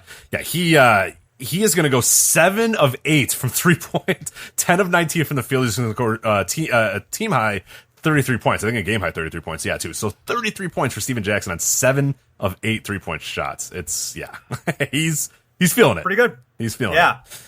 Yeah. Yeah, 33 points, 5 rebounds, 3 assists, 3 steals, only 1 turnover. Pretty good game. 7 of 8 from 3 and 10 of 19 from the field. I would take that. Yeah, all Warriors too. All Warriors starters, and this is what we're talking about with this team too. All Warriors starters will end up scoring in double figures. Jackson, as you said, with 33. Matt Barnes will put in 16, a pretty quiet 16. 16 and 11 for Matt Barnes. What a hell of a game. 16, 11, and 7 assists. Almost 7 assists. Almost triple double. Right. Go Matt Barnes. He drive his car up and go beat some up after this game. He's so upset. He's so happy. Terrible human being, but a great, very good player in this game. Jason Richardson, 15 points. Baron Davis, hobbled, still gets 20 out of 7 and 17 shots. Then Biedrins somehow gets 12 and 12. Andres Biedrins. Yes. He's a guy, too. I think people forget that he was pretty damn good for a while. Right. I mean, he had that 80s villain hair and look and 80s villain persona, but he was good. And then he completely just stopped being able to shoot free throws. Yes, right. That basically killed his career, right? Because he just he didn't want to touch the ball because he didn't want to shoot free throws. So yeah, so his free throw percentage, at this season it was .521. Next season to be up to 62%, and then in 2009 it'd be 55%. And then at age 23, it went down to 16%. And then 32%, 11%, and 30%. And then his last year it was 16%, but it was in 6 games for the Jazz. He was out of the league. As he just perfect timing. Did you see him just? Yeah. Because he's 4 of 6 in this game right now, or he was 4. Right. He's going to end up 4 of 6. He almost airballs that one right there. Unbelievable. What a perfect set. Thank you, Andres Biedrins. Yes. Yeah, he's probably going to. Has he missed this one too? This is it. This is when he stopped. He was 4 of 4 before this. He just went 4 of 6. Yeah. That's it. Yeah. He never makes another free throw again, ever. Yeah. Some. He makes some, but not many. Yeah. Right. No, not enough. Yeah. Wow, we just saw the moment. That's his career just ended. We just saw his career end. Unbelievable. Right. History unfolding before our eyes. Right. Jerry Stackhouse. I don't think we've talked about Stackhouse much in this. Yeah, right. He's another. But yeah, he was one of the few Mavericks who played pretty well in this game. And it was kind of toward the later stages of his career at this point, but still a contributor off the bench. 20 points, 4 of 9 from 3.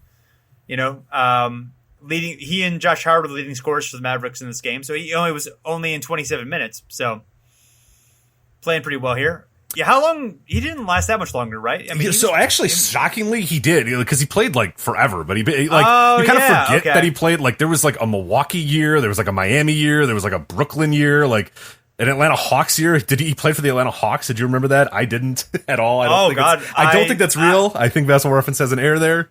I remember that now, but yeah, I forgot all about it. Yeah. So he actually plays like what 1, 2, 3, 4, 5, 6 more years, which is not productive. I mean, this is like. He's already kind of, like you said, the waning stages. He'd have 1 more year of, like, semi-production and then pretty much just be, like, old guy at the end of the bench.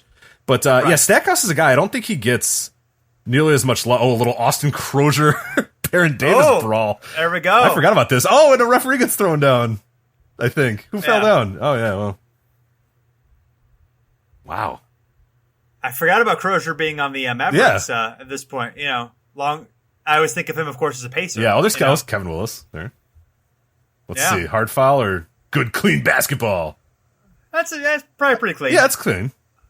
I would normally not side with Austin Crozier. Right, but yeah, that's not bad. That's all. That's ball. He's going for ball. I'll allow it. Right. Yeah. All right, so I wanted to talk about Jerry. There's a 1 year of Jerry Stackhouse's career that I just do not. There is the year 2001 with Detroit. Right, he scores almost 30 points a game, 29.8 points per game in that era in 2001 NBA. That one does not get enough love that year. That is an awesome year for Jerry Stackhouse. That's his World Be Free year. Yeah, so he shot 40% from the field, which it contributes to that. But someone's got to shoot. Is Chucky Atkins going to take those shots? No, you got to take them. No, that's fair. And 35% from 3. So Corliss Williamson ain't taking those shots. All right, so someone's got to take them. Someone has to take that shot. I mean, that's true. Corliss Williamson is not taking those shots. Yeah, that's like his World Be Free year. The kind of the random I'm the only guy who can shoot or who can make baskets on this team, so I might as well just take all those shots. Right. Yeah. That is a pretty and as you talked. I mean, they were a terrible team. It was all he just had to score. Yeah. Well, they were 32-50. They weren't good, but they're worse teams. They'd been Wallace, who's obviously not scoring, but was doing other things for them. They had Joe Smith in that team. Yeah, the former number 1 pick, Joe Smith. Yeah. That's right. LeBron couldn't win a title with. What a bum. LeBron could not win a title with, despite being a number 1 pick. Right. Despite having all the number 1 I know, picks. He had Derrick Rose. Yes. Andrew, all Shaq, 8 minutes of Andrew Bogut. Bogut, yeah. For those 8 minutes before he got hurt again. Right. Joe Smith. Yeah. Shaq. He had Shaq on his team and couldn't win a title. I mean, come on. Yeah. Right. Greg Oden. He had Greg Oden on his team. He couldn't win a title. The corpse of Greg Oden. Yeah, I mean, come on. Some real heavy hitters there. Yeah. Right. Exactly. He had Eddie Curry at 1 point too, not a number 1 overall pick, but a number 3 overall pick, and couldn't do anything with him either. Yeah. I mean, geez. Yeah. Come on. And now he's gonna have Dwight too. If he doesn't win with Dwight, that's another one we can add to the list. Unbelievable. That's right. Unbelievable. That would have been unbelievable. I actually didn't know this. The 2001 Detroit Pistons led the league in pace at 94.7. Wow. Which I believe would be very far at the bottom of the list these days. That would be shockingly low, I think. Yeah. I'm going to look for NBA pace averages by year real quick. Yeah, 94.7 is our Pistons in 01.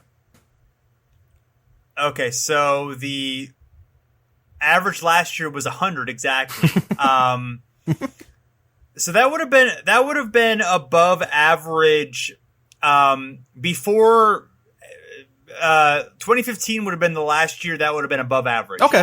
Okay. So ever since then it's been So it's slow, but not like not exceptionally slow up until 2016, 2017, where it creeps up above that. But Yeah, the pace is definitely. Of course, yeah. In 2000, the average was 93, and 99, the average was 88.9.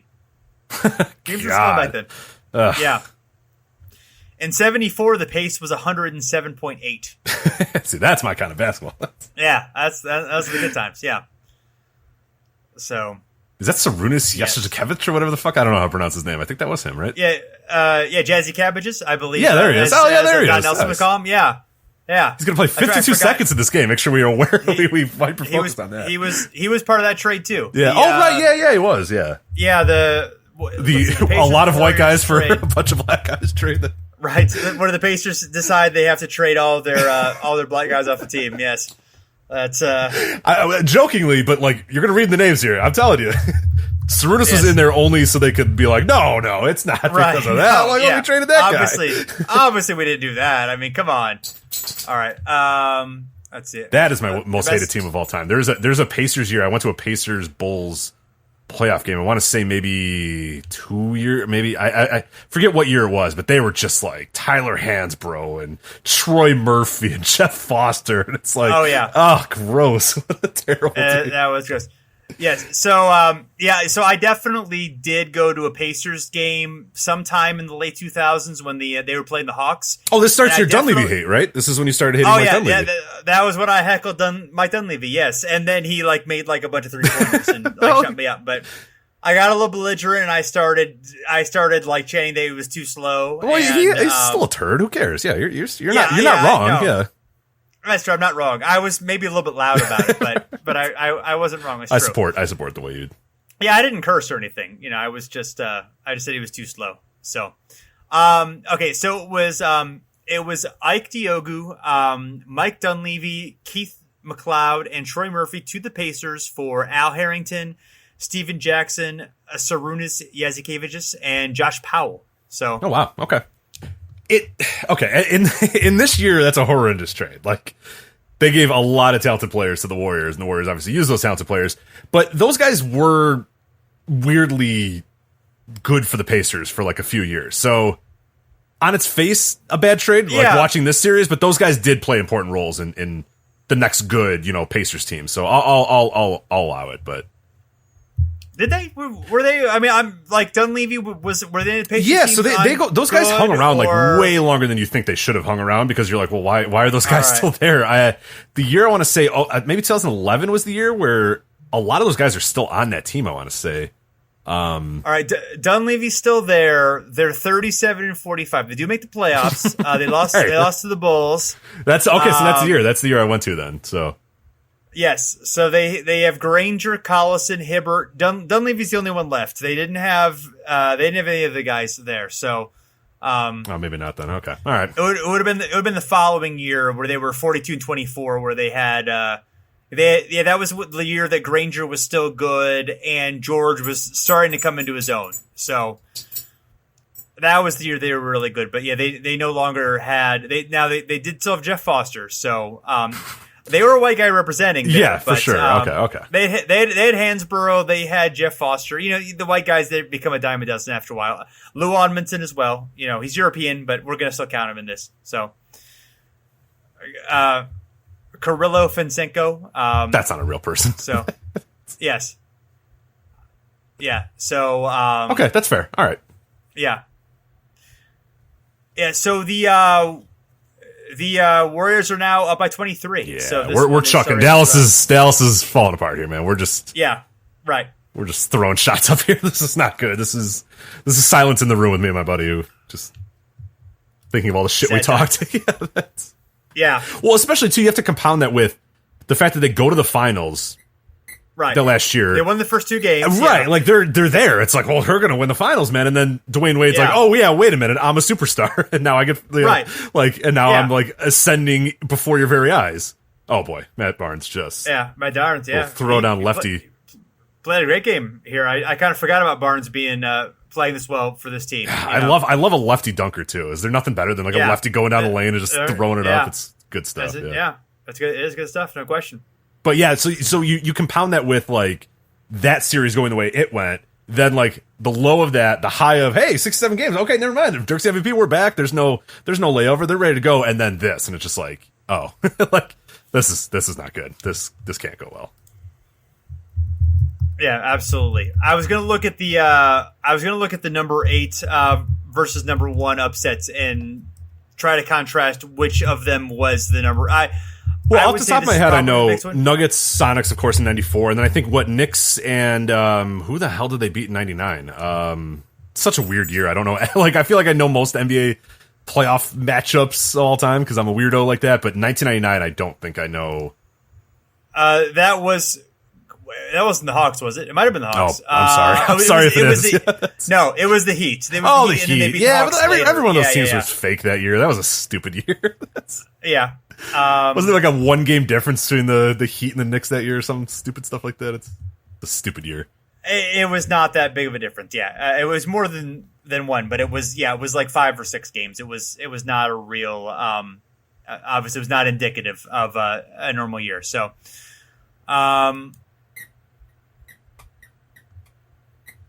yes. So we have this was the first of the 7 games. Right, the Grizzlies over the Spurs in 2011. That one everyone kind of forgets about. It does. Yeah, and that was just kind of like random, like like Zebo just being a monster, right? Just out of nowhere. Yeah, that was just kind of like a random match. There was no real good reason for that one. That was just matchup kind of a series, and that was also the first series the Grizzlies ever won. Is that true? That was the first series in their franchise history. Oh, wow. I always forget about that one. Why do I always forget about that one? It's just kind of like... Yeah. I guess because the Spurs just like... Because then what? The next year they went to the finals and the year after they won that, right? Do I have my timeline correct there? A couple of years after. Okay. Yeah, it was... Yeah. And then 2012 was the Sixers over Bulls when Rose got hurt. I do remember that one too, yeah. I have a lot of pain with these 8 ones. Actually, these are stupid. Yeah. Well, that one obviously, the Rose injury was the reason for that. Right. Yeah. Oh, they could have still won that. They let Doug Collins win, for God's sakes. That is never a good idea to let, like... Yeah, that is a little weird, isn't it? Yeah. No, no. I'm not giving them credit for that one. They should have still won. All right. Fair enough. All right. You're strict, but fair, I would say. Doug Collins getting a first round win. Get out of here. Yeah. Well, he got that team to play with like grit and heart and all good stuff. Fired a year later, right? They put some dust on it, and yeah. Yes, and all the Mavs were the second team at that point who had 65 plus wins to not win a championship. The 73 Celtics did that as well. Didn't the Bucks do that in or did the Bucks not win quite that many? The Lakers year in 72. Interesting. I don't know. I wonder. That's interesting. Luckily, we have a website that can tell us that. Yeah. I'm reading your notes, but I'm questioning. I might be wrong, but... Yeah. 63 wins is all they had. So, okay. So you're right there. There it is. That was good. Yes. And then then I guess 2016 Spurs and 2018 Rockets also did not win a championship and had 65 or more wins. And the Houston the Mavs, however, are the only ones to lose in the first round. So right. Yes. Yeah. And what's interesting to note too, I kind of touched on it a little bit, but 2006 NBA Finals, of course, Miami and Dallas. Miami's going to lose in the first round of this series. The Bulls are going to beat them, and the Mavericks are going to lose in the first round here. So both NBA Finals teams last year eliminated in the first round, which is first time that's happened since 1956. So quite a while. Quite a while. That was the that was a pretty decent upset as well. I mean, there was a 4-5, I think, so it wasn't like tremendously shocking, but it was kind of a surprise at how quickly the Heat kind of went from obviously being the champions to being a team that was not even like super competitive. Like, they were like a bad team, like only like 2 or 3 years later. Exactly. Yeah, I think that what was interesting about that one. It's actually funny. I guess I didn't think about that. That this year I was like, my number 2 team had just lost in like a crippling upset, and then my number 1 team was like, oh hey, we like got a plucky upset. Hey, like so it's kind of this weird thing. But like you said, and it's that that series is famous because the Alonzo Mourning gif of him just kind of being like, yeah, like that gif that everyone like that's that series where like he I believe that's the opening game. Actually, that's the opening game of the right. That is Right. that year. Never mind. Correction. Yeah. That is not that game. But regardless, that was like that series felt like that was it for that Heat team. Like you said, they just felt old like immediately. Right. Because they were like, it was weird. like all of our old guys are really old. And like, oh crap. Like Alonzo Mourning's old and Shaq's old. And all these guys are really old. We can't play these guys anymore. Like it happened that quickly. They went from a finals to 6 months later being like, oh, never mind, this might not work. It's like, Antoine Walker's fat now. That's not good. Yes. So the Warriors are up 86-63. They just scored the Mavericks, I believe, 36-15 in the quarter. So this is pretty much the sealing the deal here as we. But I think that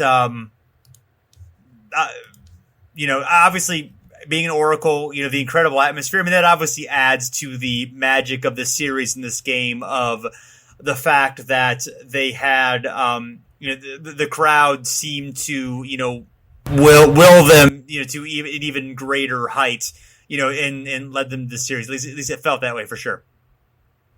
Oh, no, definitely. I mean, this is always that Oracle's always been sort of a home court advantage for the Warriors. I'm fascinated to see if that changes a lot. I mean, obviously, having a very good team is a good home court advantage too.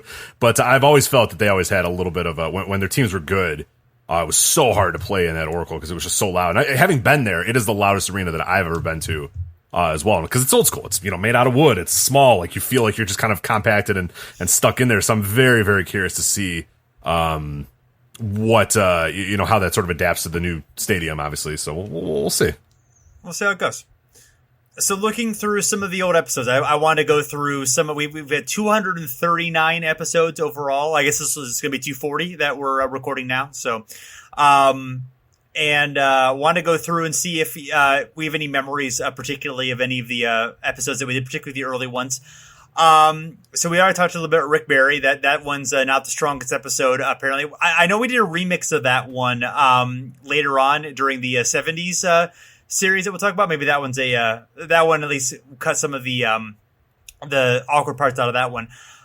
Next one we had Scottie Pippen episode. Again, I guess this was we recorded a version of it first and then ended up releasing the Rick Barry one and then recording a new version of Scottie Pippen.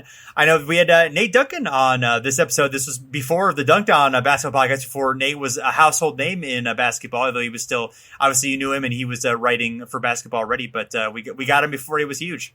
Yeah, no, that's we were the Nate Duncan hipsters, so go us.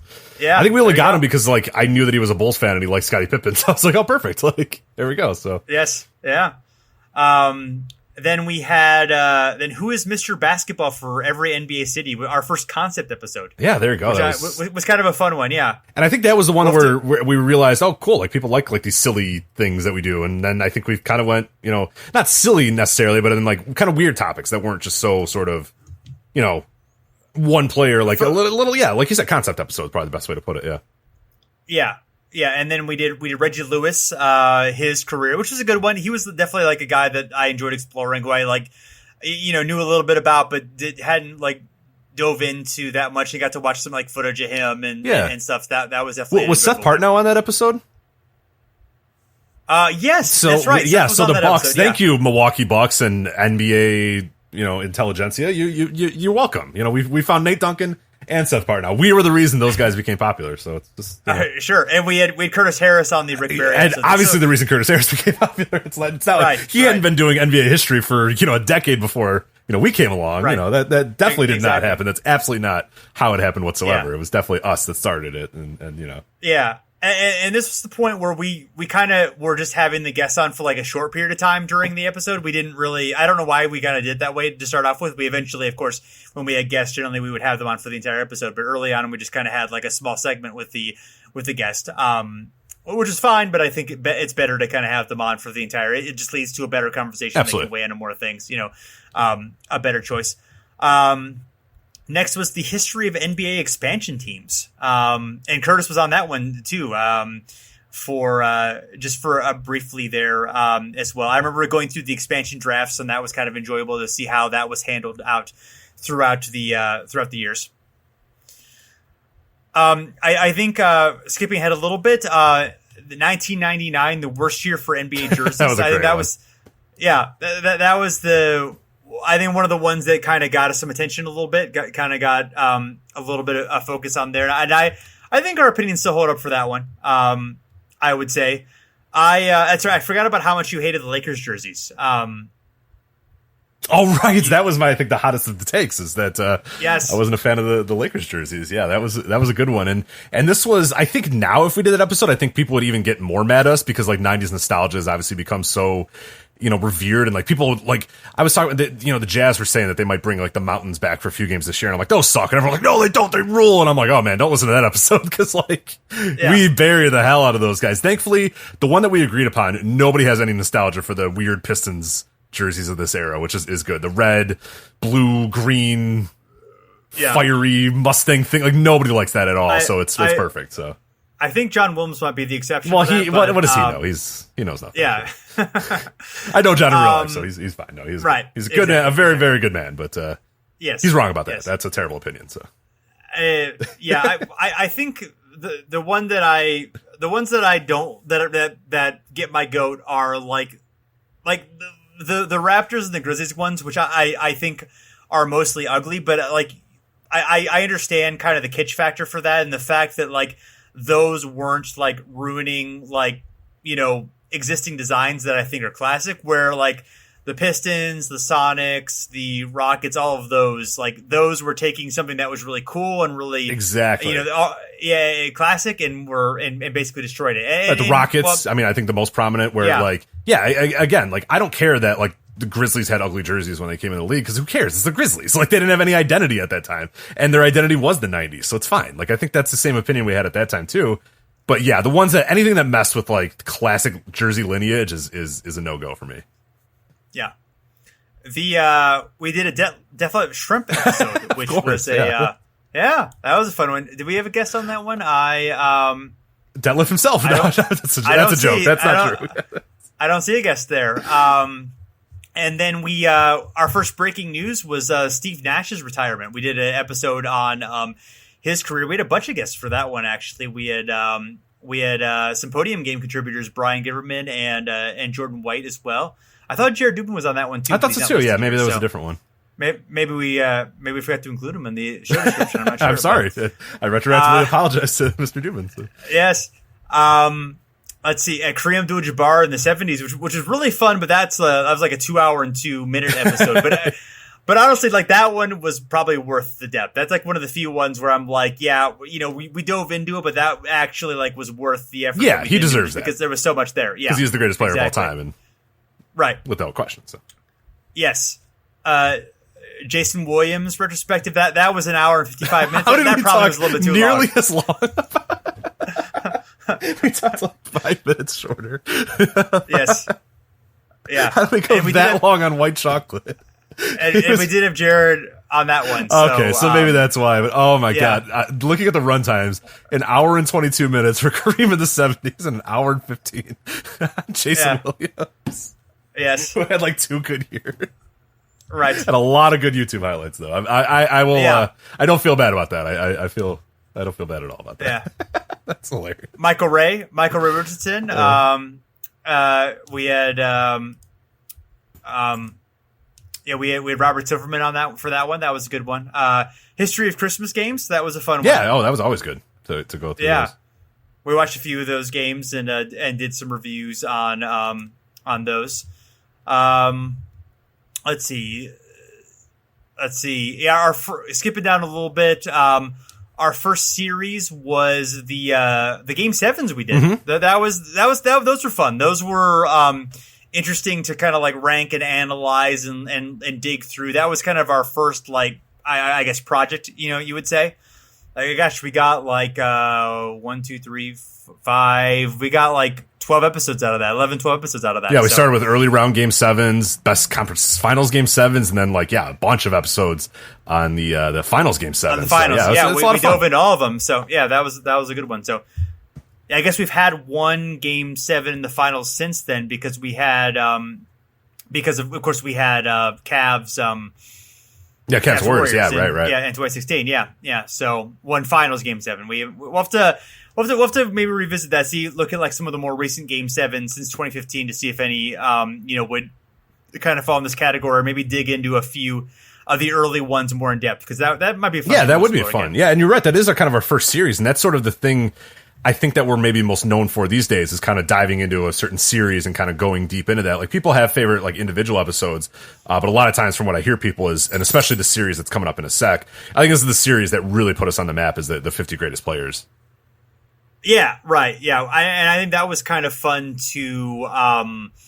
I think we had a really good plan to kind of dive into that. Like, we went through and we spent a lot of time like finding the right players to look at and to kind of, find some good criteria to evaluate guys. And we did a bunch of episodes just like looking at how good the list was in 96 and, just what criteria we use and guys who were snubbed. And we had a lot of great guests. We had Curtis on there for a couple of those episodes. And for each of those, or for most of those individual player episodes, we had some good guests too. A lot of guys who were like in the hard paroxysm family, and I think Kirk Henderson we had Mavs Moneyball for the Dirk episode.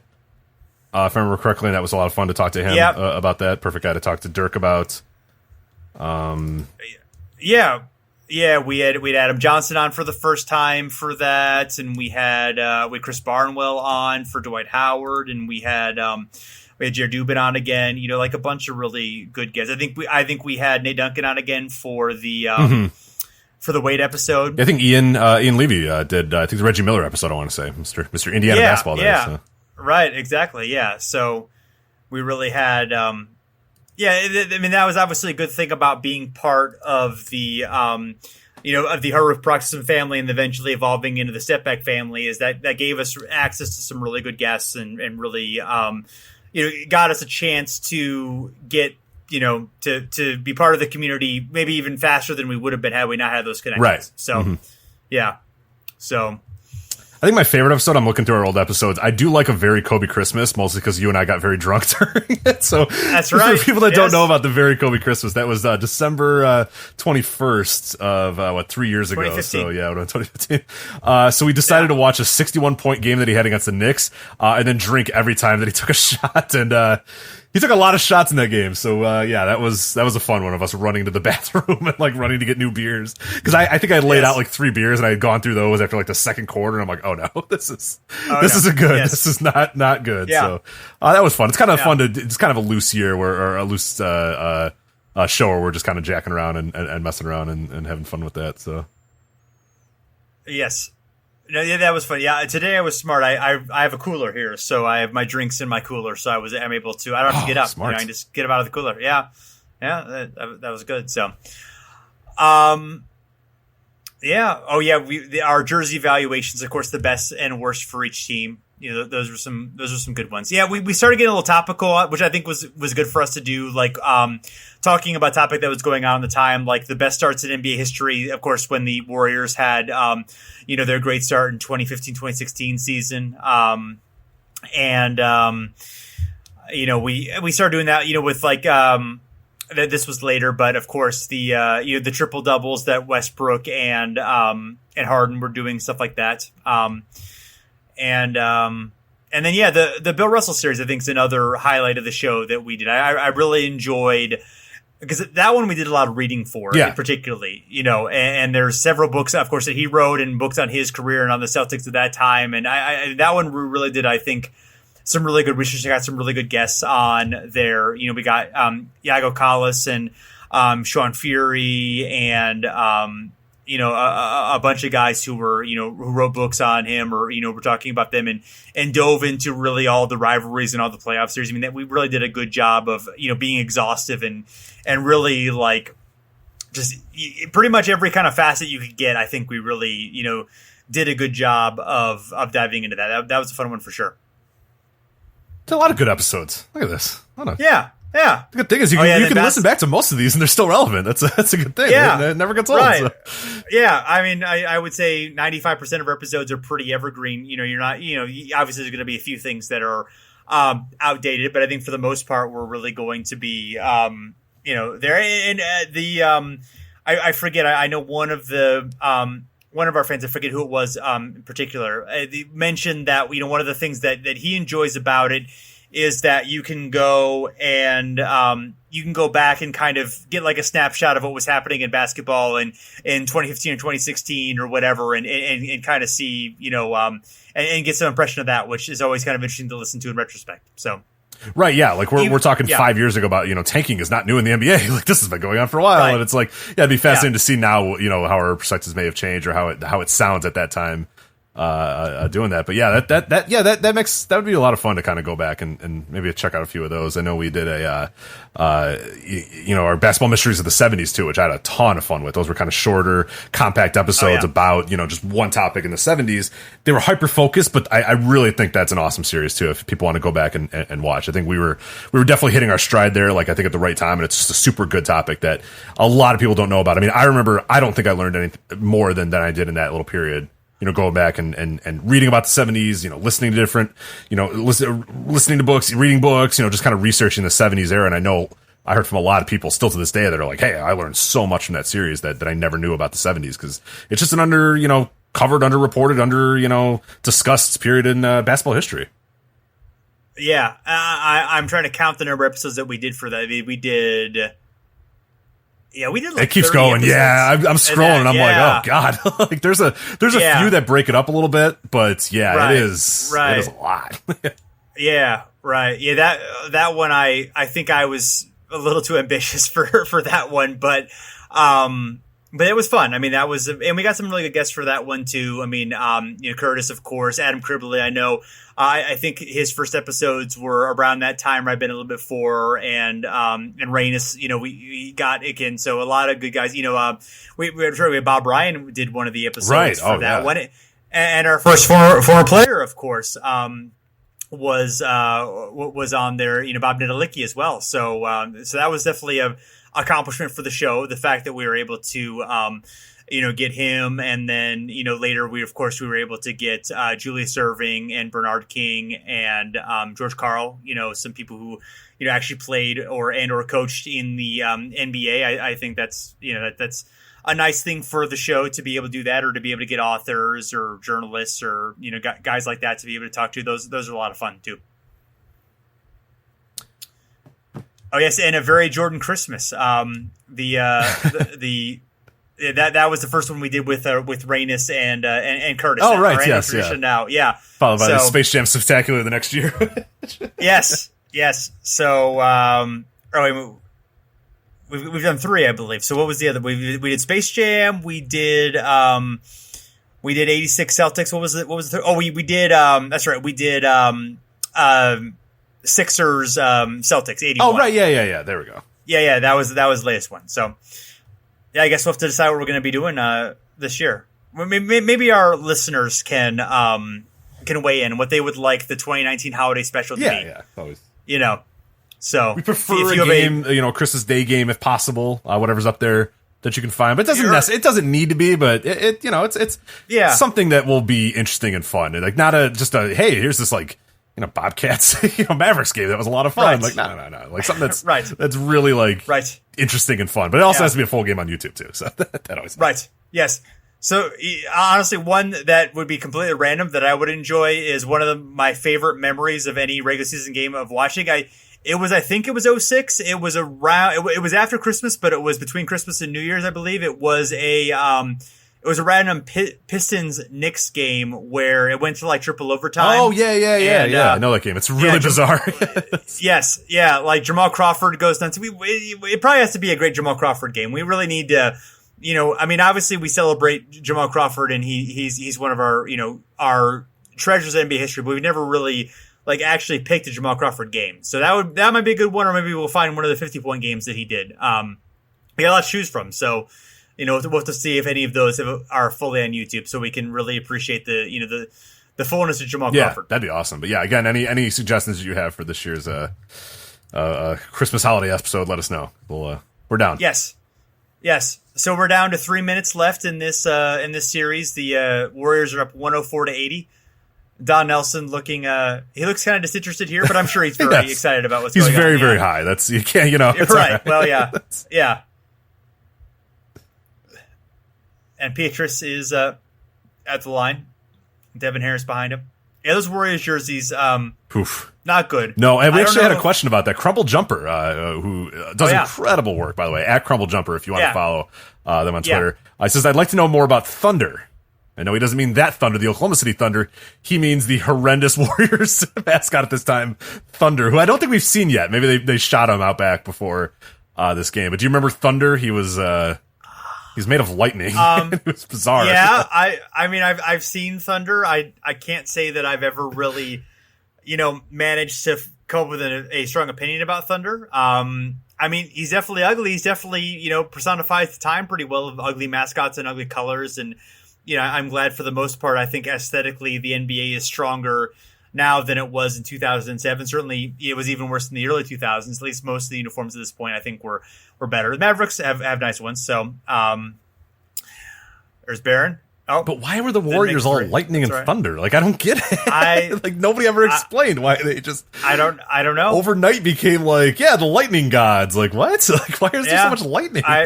Well, they're warriors. They why is there lightning? Have war. They use lightning and thunder for their war. I think people mostly use gun and weapons for war. That's a bad war if you're like, right. Well, it's gonna rain on you guys. That's gonna. Well, I mean, guns don't.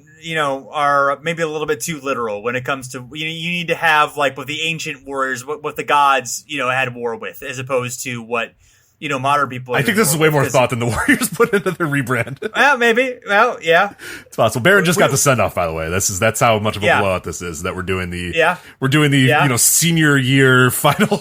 Taking right. Like Baron Davis is retiring after this game. We're doing those sort of things. So do you think the Warriors? So let's say the Rockets win Game 7. I wonder if the Warriors beat the Rockets and get to the conference. I think they could. Yeah, I think they definitely could have that team. Yeah, because the Jazz, like we said, the Jazz were really good at the time, and so that's really deep, really young team, kind of meshed up well with the Warriors too, with Boozer being what he was able to do, and AK-47 being able to, so if it's the Rockets, I could definitely see that. But then also you could also possibly get Tracy McGrady just going out absolutely nuts and Yao just doing. But I think the Warriors would have been some trouble for those guys for that Rockets team. Yeah, I think so. Yeah, I don't think there's any chance they would have beaten the Spurs, but. Not prime Tim Duncan, the Spurs humming on all cylinders Spurs. But yeah, I do think at this point they would have been good. So this is a question that's kind of interesting too as we're kind of winding down here. Maxwell RBR on Twitter asks, I'd love to hear analysis on Warriors players on that team that you would like in the modern NBA. Who could adapt, who was born in the wrong era, and who would suck? Yeah, that's a good question. So Biedrins is done. Biedrins is not playing in the NBA. That's done. No. I mean, not if he can't shoot free throws. I mean, Beaters at this point might have been okay. I mean, he's athletic enough. He can block shots. He can, he can run to the rim. Like I could see him, like carving out something. I assume, if he wasn't like, if he's making like 55% of his free throws, he's fine. I think he could survive in the modern NBA. But obviously, not being able to shoot at all is a disadvantage, but I think he could do enough else where he would still be surviving. Yeah, I don't know. I think all these guys probably would be fine. Might even be a little better in the modern NBA. I think honestly, Steven Jackson would be interesting. Yeah, honestly, my answer was going to be like almost everybody. Like I think obviously maybe not Monta Ellis because he would have to have had adapted his game a little bit, but he's so young and he's just kind of whatever on this team. Baron Davis, I think fine. I think Baron Davis easily could fit into today's NBA. Maybe even better, like you said, with a more open court, more point guard heavy. I think he could drive and I think he'd be fine. Yeah. I have no issue with Baron Davis. Yeah. I mean, obviously Steven Jackson, you could throw him almost any era. I think Steven Jackson's going to be fine. Al Harrington probably better in this era than he was then, but he was still really good then too. But he's a guy that I think probably put him in today's NBA, and I don't think he misses a beat if he's the age he is. Not obviously current Al Harrington. No, you can't put him in the NBA because he's too old. But 26-year-old Al Harrington, I mean, he's a power forward that's shooting threes. He's ready to go. Yeah, he probably would have been better in the current era than he was in this era. He kind of was sort of a guy who. Wasn't quite big enough to be a power forward at the time, but I think now would be fine in that, obviously. So, and later on in his career, he had some pretty good years with the Warriors and Where was he later in his career? I'm blanking on that now. Oh, Al Harrington. Let me see. I was just at his page. Let me see. Did he play for Denver? He did a Denver. He did a Denver run. He did a Knicks run, and then he did Washington and Orlando. But the biggest one was those 2 Denver runs when they had some pretty fun years, and that pretty good Knicks year, I think, too, as well. So. Yeah, that's right. Yeah, those. He was all right in the Knicks and was good on those Denver teams before he kind of fell off after age 31. So. Yeah, and I think Michael Pietrus is a guy. I mean, again, 6'6", like long defender, pretty good shooter. Like he's. That's why this team is so fun because it's like every one of those guys. I think, with the exception maybe of like a Monta Ellis, who we saw, sort of get out of the NBA because of the way he played. Like everybody else, I think you could plop into today, and I think most of them would be fine. Like Matt Barnes, obviously fine. He still was a productive player up until a few years ago. So it's interesting.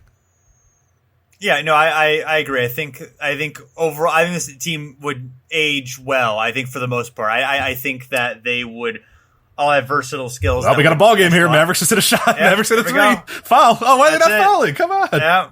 The clock's not even functioning right. It's over. Unbelievable. That's it.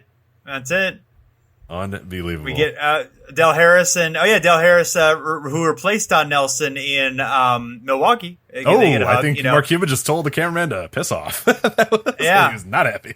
So not happy. No. Well, he looks like a douche. Yeah, so, the goatee is terrible. That's a terrible look for Mark Cuban. So. Yeah, the outfit, the whole thing. Well, I mean, Mark Cuban always looks pretty much that way. So yes. All right, so a few other questions here. Pro Hoops history, obviously Curtis Harris. Idris Beatrice, discuss. I think we've done a pretty decent amount of Beatrice discussions, but do you have anything else to say about old Andres? He was fun in NBA Live, like 07 or 06 or whatever. Or he was enjoyable in that. He blocked a lot of shots. The video game was better than real life, but that's all right.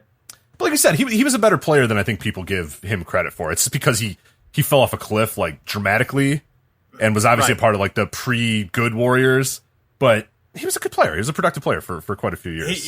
He could have been. Yeah, I mean, I think the potential was there for maybe even greater things. But what he gave, at least for a while, wasn't too bad. Ryan Dempsey, we talked about him a little bit earlier. We'll go back to him here. He says, what has been a topic or series you had the most fun researching or covering? Ooh. We talked about that a little bit, but do you have any one that really sticks out in your mind? I mean, the 70s was a lot of fun. I enjoyed the 50-point games that we did recently. Mm-hmm. That was pretty fun. The 20 years ago was fun, but that was so much work that that ended up just kind of being so much work that it was just kind of hard to sustain, which is why we don't do it anymore. But that was enjoyable as well. How about you? Yeah, for me, I think the basketball mysteries of the 70s, definitely.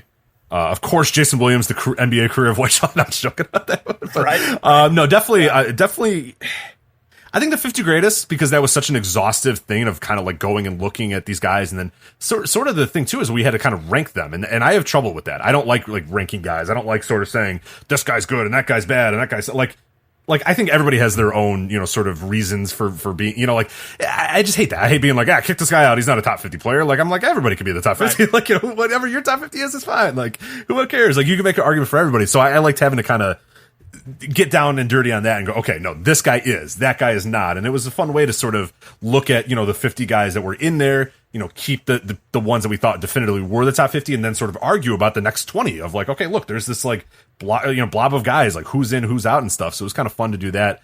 So I'd say that one and the basketball mysteries of the 70s were probably my two favorite ones.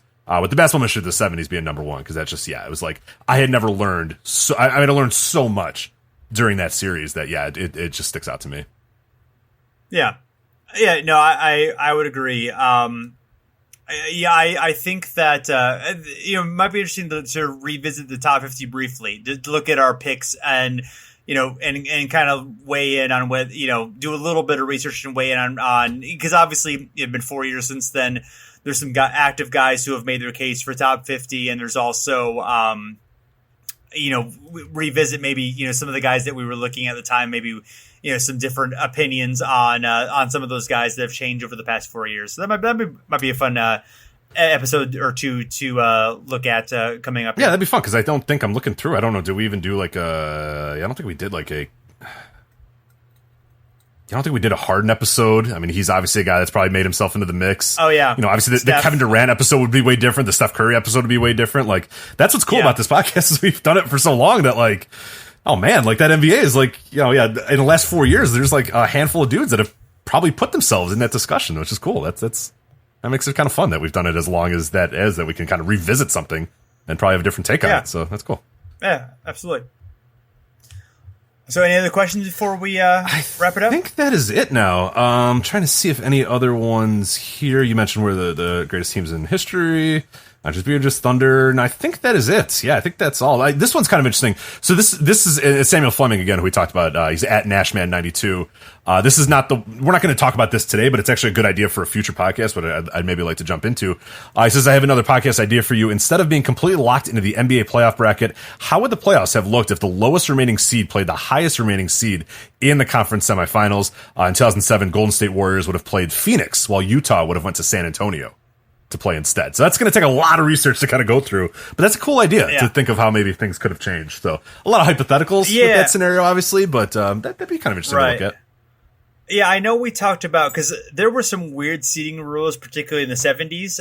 When you had to go with, like two guys from two teams from each division for a while, and it was really up until the mid to late 2000s where we kind of had the modern ones where the division winners didn't really matter that much. I think one of our ideas list is something similar to this, where we're looking at how the playoffs would change with modern seeding rules. So that one might be a fun one. Yeah, I could dig that. And that's it for our questions, I think. So that's good stuff. A lot of heavy hitters, a lot of past guests, past listeners, or not past listeners, but some of our best listeners. So that's cool. That's yeah, cool. Well, we appreciate everyone who's been been listening to us for 5 years or so, and who's always appreciate people who tweet us at Over and Back NBA or follow us on Facebook at Over and Back NBA. Always appreciate feedback from everyone. Gentle critiques or praise or questions. All those things are good. If you are into our show and want to help us out, get more listeners, you could leave a rating and review on iTunes or Stitcher, wherever you listen to your podcasts. And you can find us at the Step Back, where we've been going strong for a few years. It's a great NBA website that you definitely should check out. So until next time, Rich, thanks everyone for listening. We'll be back again soon.